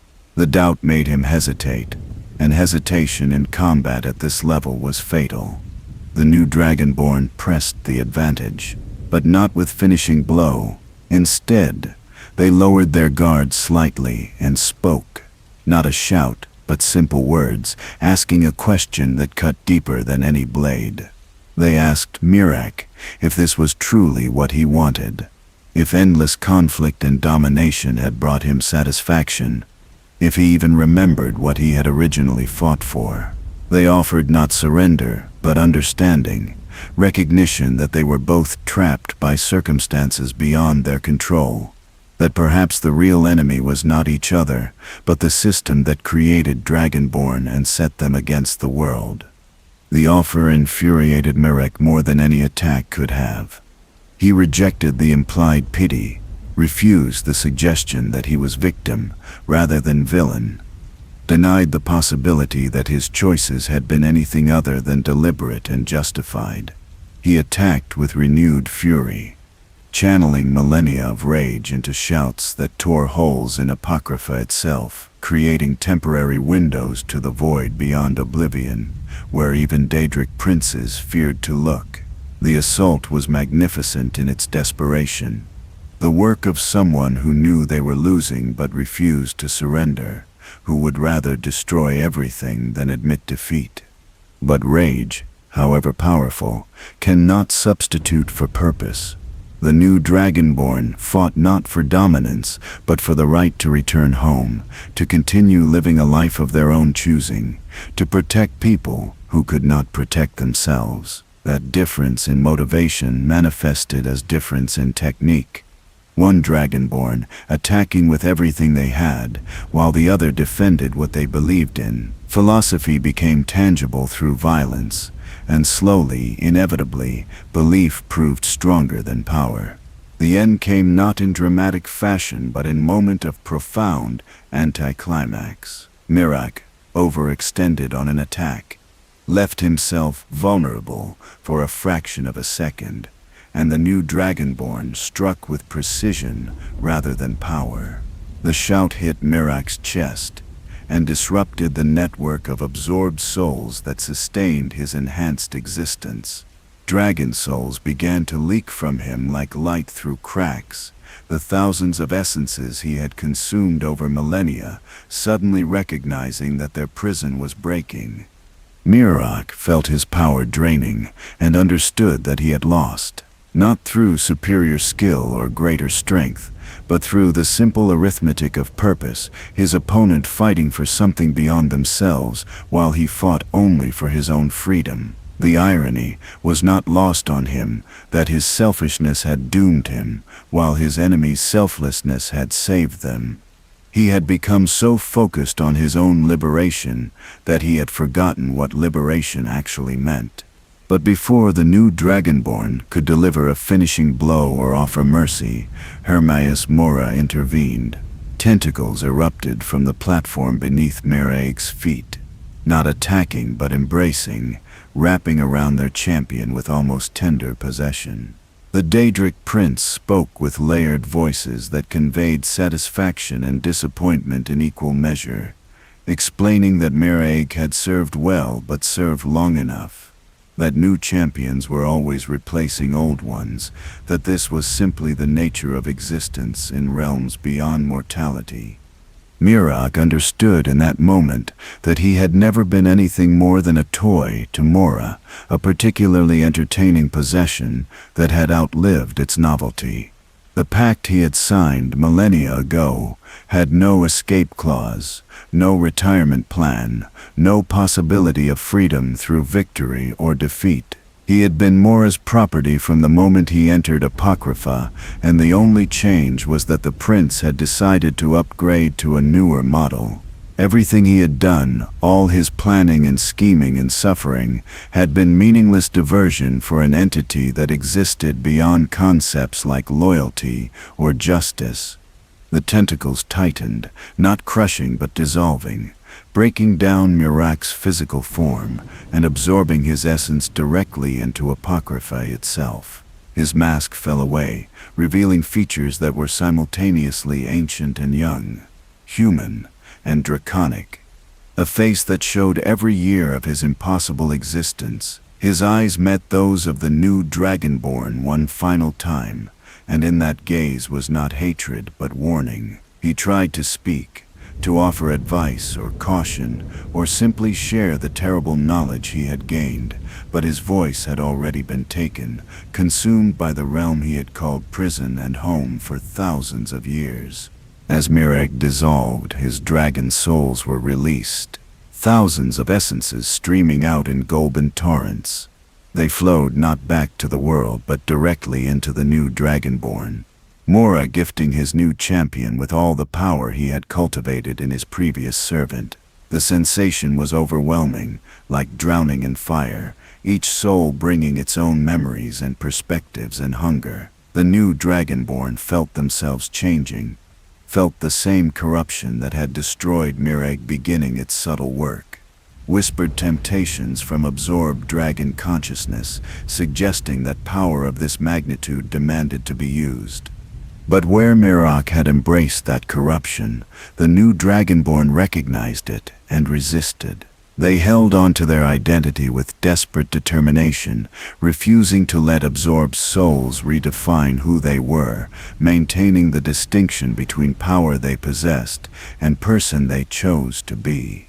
It was the hardest battle they had fought, not against external enemy, but against their own newly expanded capabilities, and victory was measured, not in enemies defeated, but in self-preserved.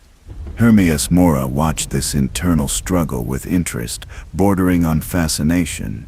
Here was a Dragonborn who possessed Miraak's power, but maintained their own identity, who had seen the warning of their predecessor's fate, and chosen differently. The prince spoke proposal thinly disguised as invitation, offering the new Dragonborn the same deal that had trapped Miraak, promising knowledge and power beyond imagination, in exchange for simple service. The offer was tempting beyond words, especially with thousands of dragon souls screaming acceptance, but the Dragonborn had learned the most important lesson Miraak's story could teach.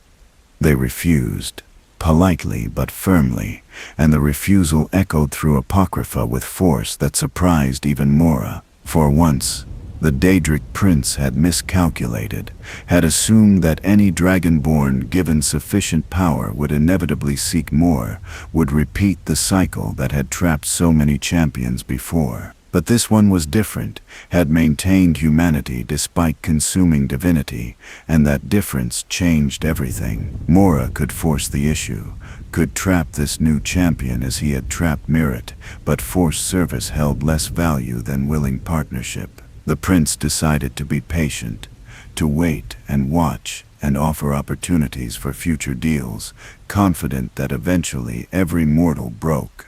The platform beneath the Dragonborn's feet dissolved, returning them to Solstheim, not through violent ejection, but gentle release. They emerged from the Black Book, changed but themselves, powerful but not corrupted, carrying the weight of Miraak's absorbed souls, but not consumed by them. The temple around them was quiet, the cult broken by their master's defeat, and outside the sun was rising over ash-covered landscape that suddenly seemed beautiful in its resilience.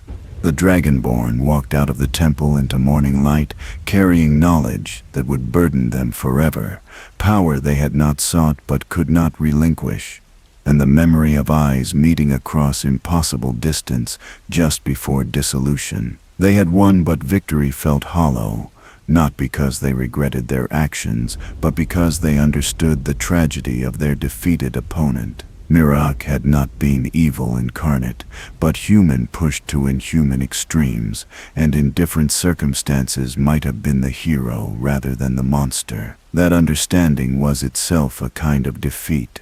The loss of comfortable certainty about heroes and villains, and the clean line supposedly separating them.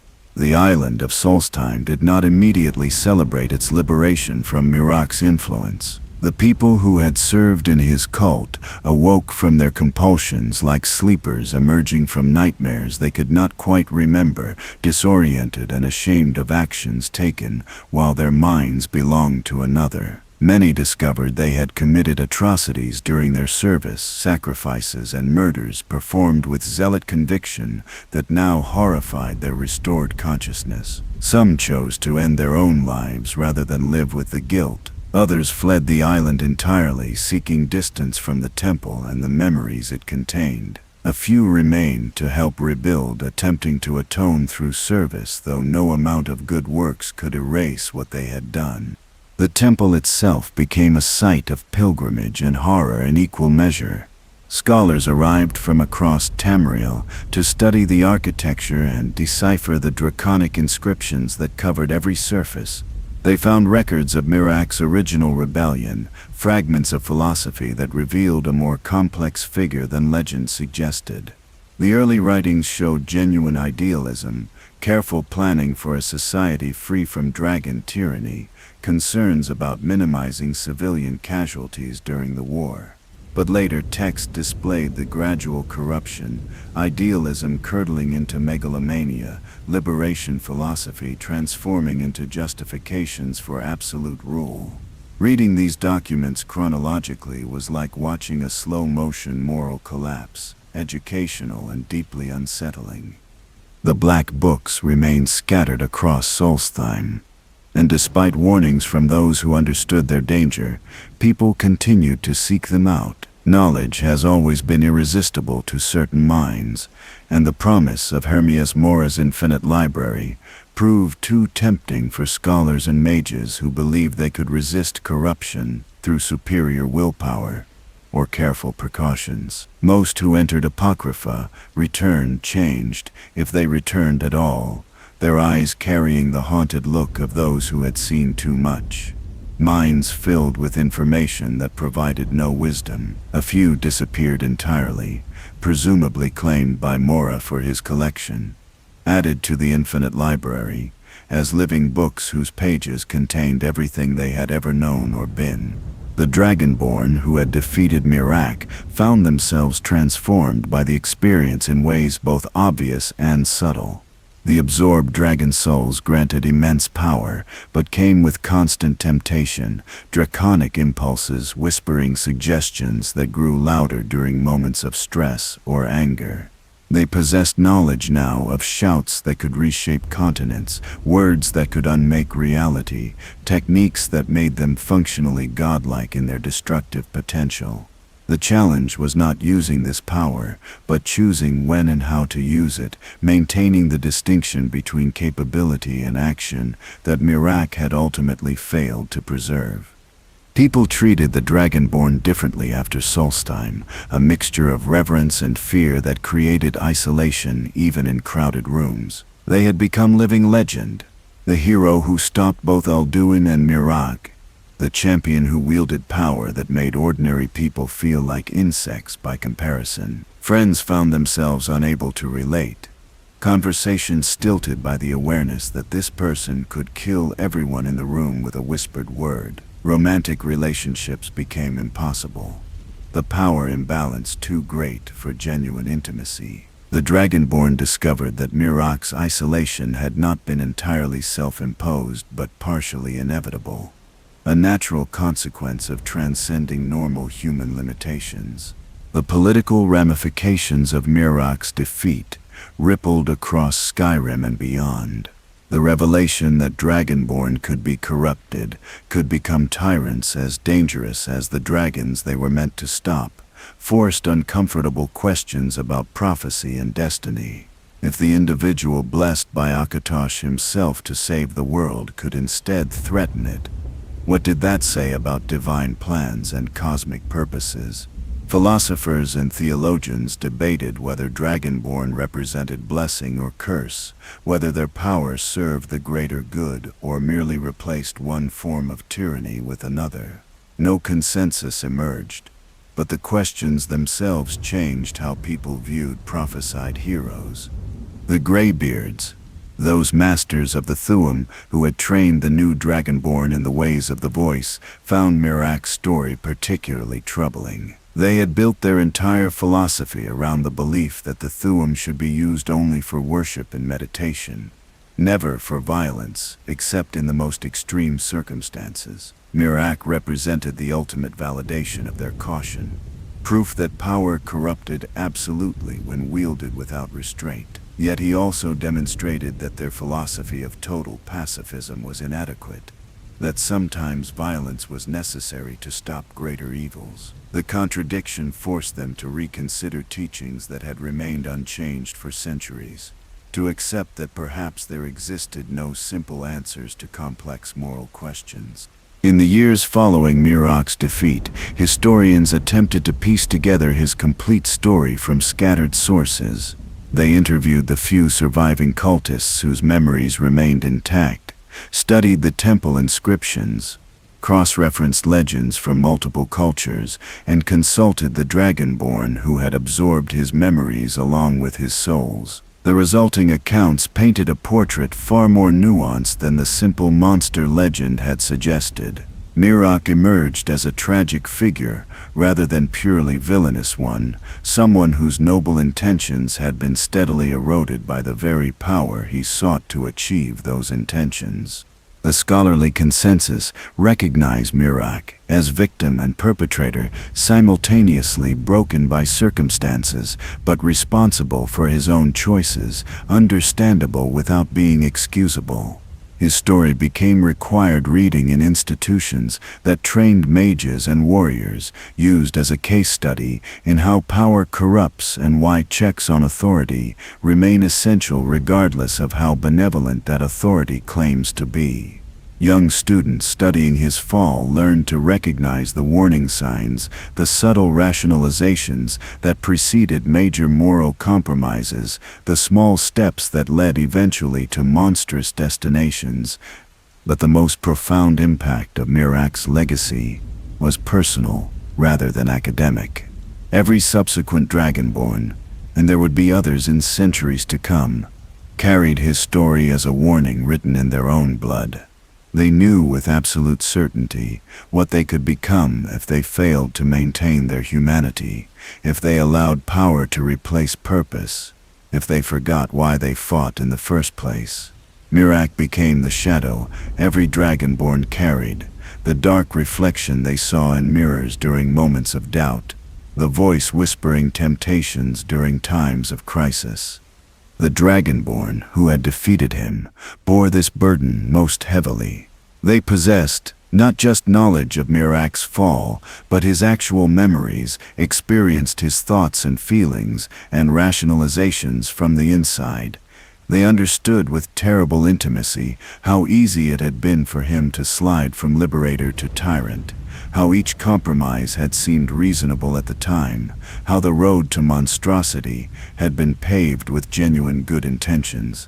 This understanding made them more effective at resisting similar temptations, but also filled them with profound sadness for what Miraak had represented, for the wasted potential and squandered nobility.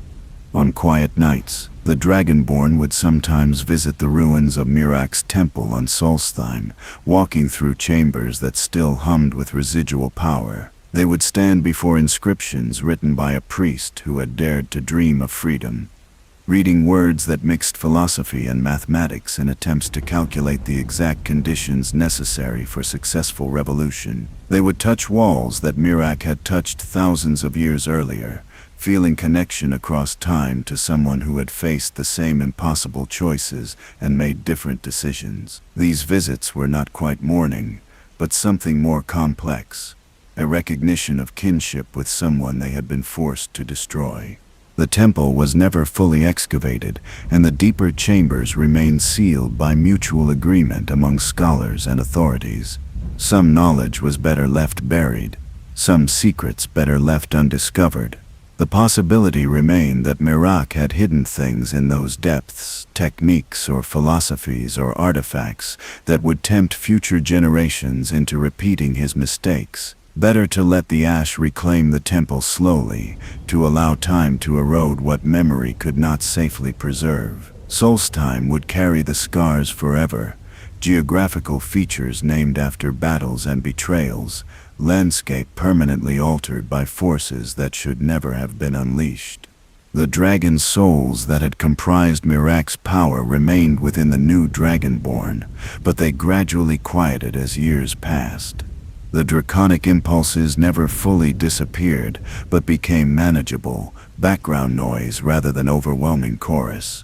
The Dragonborn learned techniques for maintaining their sense of self against the absorbed essences, meditation practices and philosophical exercises that reinforced human identity against dragon nature. They shared these techniques with others who carried similar burdens, creating informal networks of those who walked the line between mortal and divine. In the end, Miraak's greatest legacy was not the destruction he caused, or the rebellion he led, but the lesson he provided. He demonstrated with perfect clarity that power without wisdom led to catastrophe, that good intentions could not excuse terrible actions, that the ends did not justify the means no matter how noble those ends appeared. His story became a warning that transcended culture and time, relevant to anyone who ever possessed more power than those around them, applicable to situations far beyond dragon slaying and divine rebellion. The people of Solstheim eventually rebuilt, creating new traditions and new stories that slowly buried the old nightmares. But they never forgot entirely, maintaining shrines that warned against the dangers of worship without thought, of following leaders without question, of accepting power structures simply because they had always existed. Miraak's rebellion and subsequent fall taught them that questioning authority was not heresy, but responsibility. That even the most powerful individuals could be wrong, that ordinary people possessed the obligation to think for themselves. And somewhere in the infinite libraries of Apocrypha, preserved in books made from consciousness and bound in possibility, Miraak's essence remained, not alive in any meaningful sense, but not entirely destroyed either, existing as information rather than individual, as cautionary tale rather than person. Hermaeus Mora had claimed him completely, absorbed everything he was and everything he might have been into the collective knowledge of the realm. Scholars who ventured deep into Apocrypha sometimes encountered texts written in first person about dragon wars and philosophical rebellion, words that seemed to carry echoes of personality, and wondered if some fragment of Miraak persisted in those pages, still trying to explain himself across the gulf of death and time. The First Dragonborn had become what the dragon cult had feared and what he himself had promised to prevent. A monster who justified his actions through claims of superiority and destiny. But unlike the dragons he had fought, unlike the tyrants he had despised, Mira's story contained the seeds of redemption, even in its tragedy. He had failed, but his failure taught others how to succeed. He had fallen, but his fall illuminated the path that should not be taken. He had become a monster, but his monstrosity helped future Dragonborn remain human. That was his legacy, complex and contradictory, and ultimately irreplaceable. Skyrim's first monster, who had once been Skyrim's first hope for freedom. A cautionary tale, written in dragon souls and human suffering, preserved not in monuments or songs, but in the careful choices of those who came after and learned from his mistakes. The wind still carries whispers across Solstheim, when conditions align correctly, when the ash settles just so, and the boundary between past and present grows thin. People claim to hear voices in the ancient dragon tongue, words that sound almost like prayers, or perhaps warnings, though no one can quite make out the meaning. The island remembers, as places touched by profound tragedy always remember, holding memories in stone and soil long after those who created those memories have turned to dust.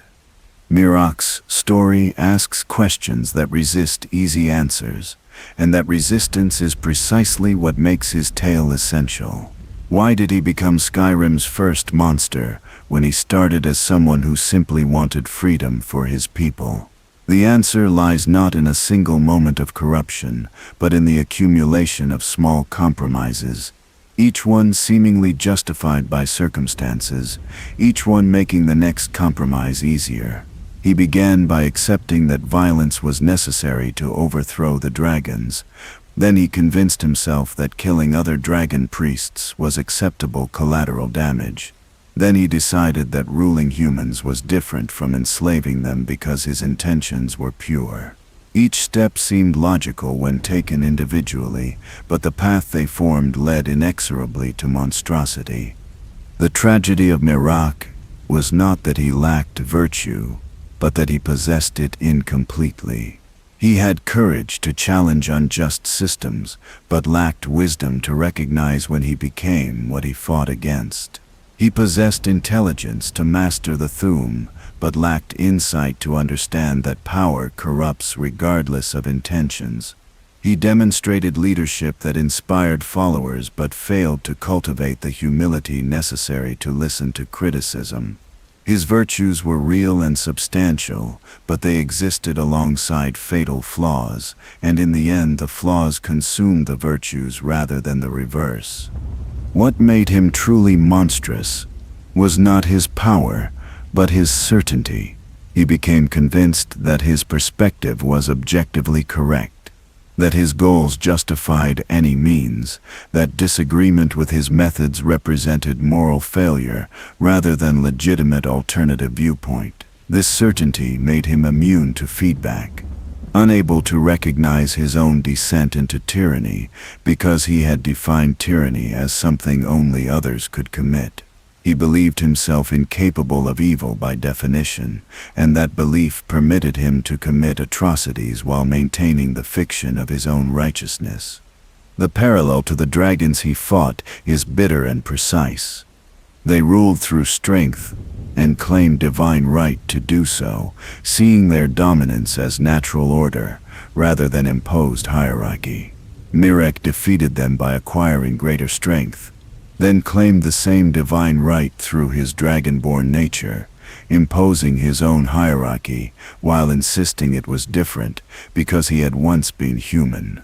But power structures based on might create the same oppression regardless of who sits at the apex or what justifications they offer. Miraak learned to kill dragons without learning the deeper lesson that systems built on domination must be replaced entirely rather than having their leadership changed.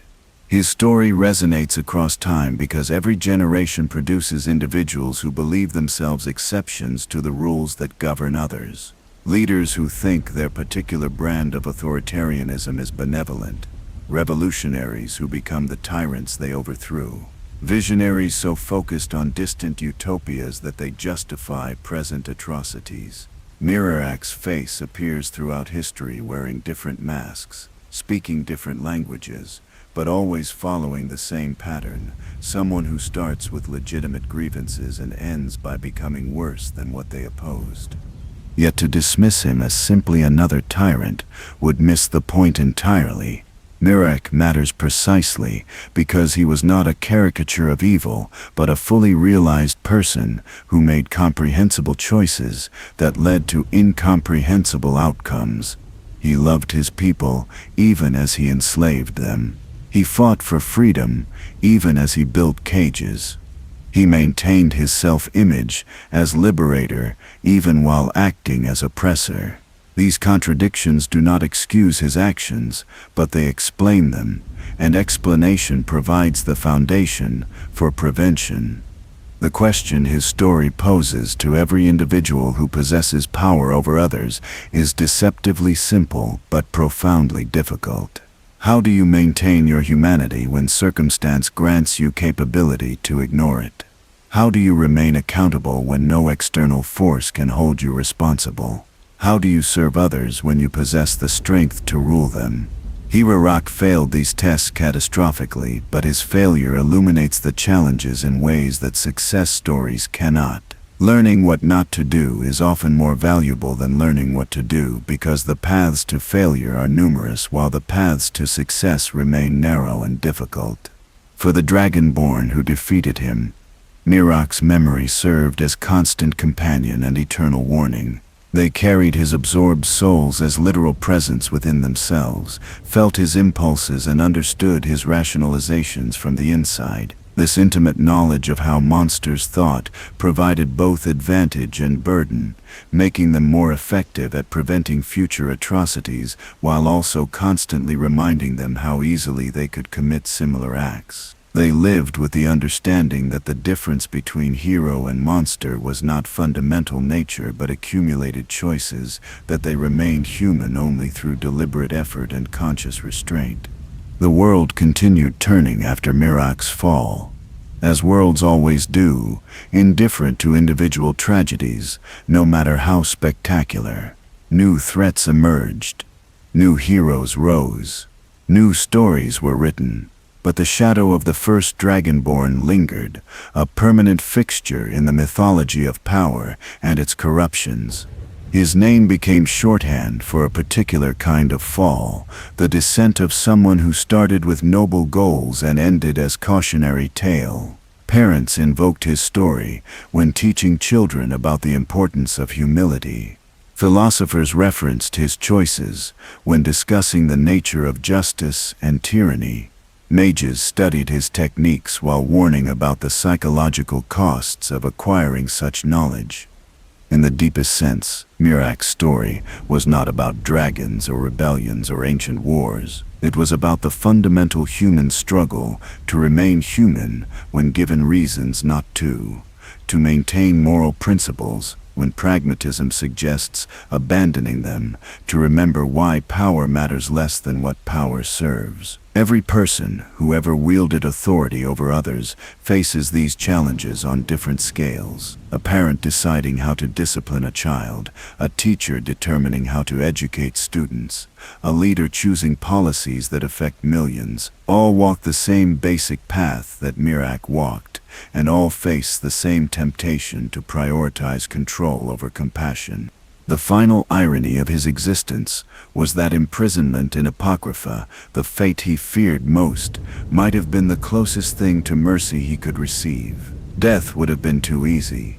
Escape would have enabled further atrocities, but eternal imprisonment in a realm of pure knowledge forced confrontation with exactly what he had become. In those infinite libraries, surrounded by texts that documented every choice and consequence, Miraak could not escape his own history. Whether this produced genuine understanding or merely eternal suffering remains unknowable, but perhaps both outcomes are equally appropriate for someone who caused such profound harm while believing himself righteous. His temples crumble slowly on Solstheim, reclaimed by ash and time, their architecture becoming abstract sculptures that future generations will puzzle over without understanding their original purpose. The cults that worshipped him dissolved completely, their members dead, or reformed, or hiding in shame. The dragon souls he absorbed were redistributed, becoming part of other cycles and stories. The physical evidence of his existence gradually fades, as all physical things eventually do, returning to the elements from which they were temporarily borrowed. But the story persists because stories are more durable than stone, more permanent than empires, more influential than any individual could be during their lifetime. Miraak's tale is told in taverns and temples, in universities and warrior halls, in any place where people gather to discuss the nature of power and the price of ambition.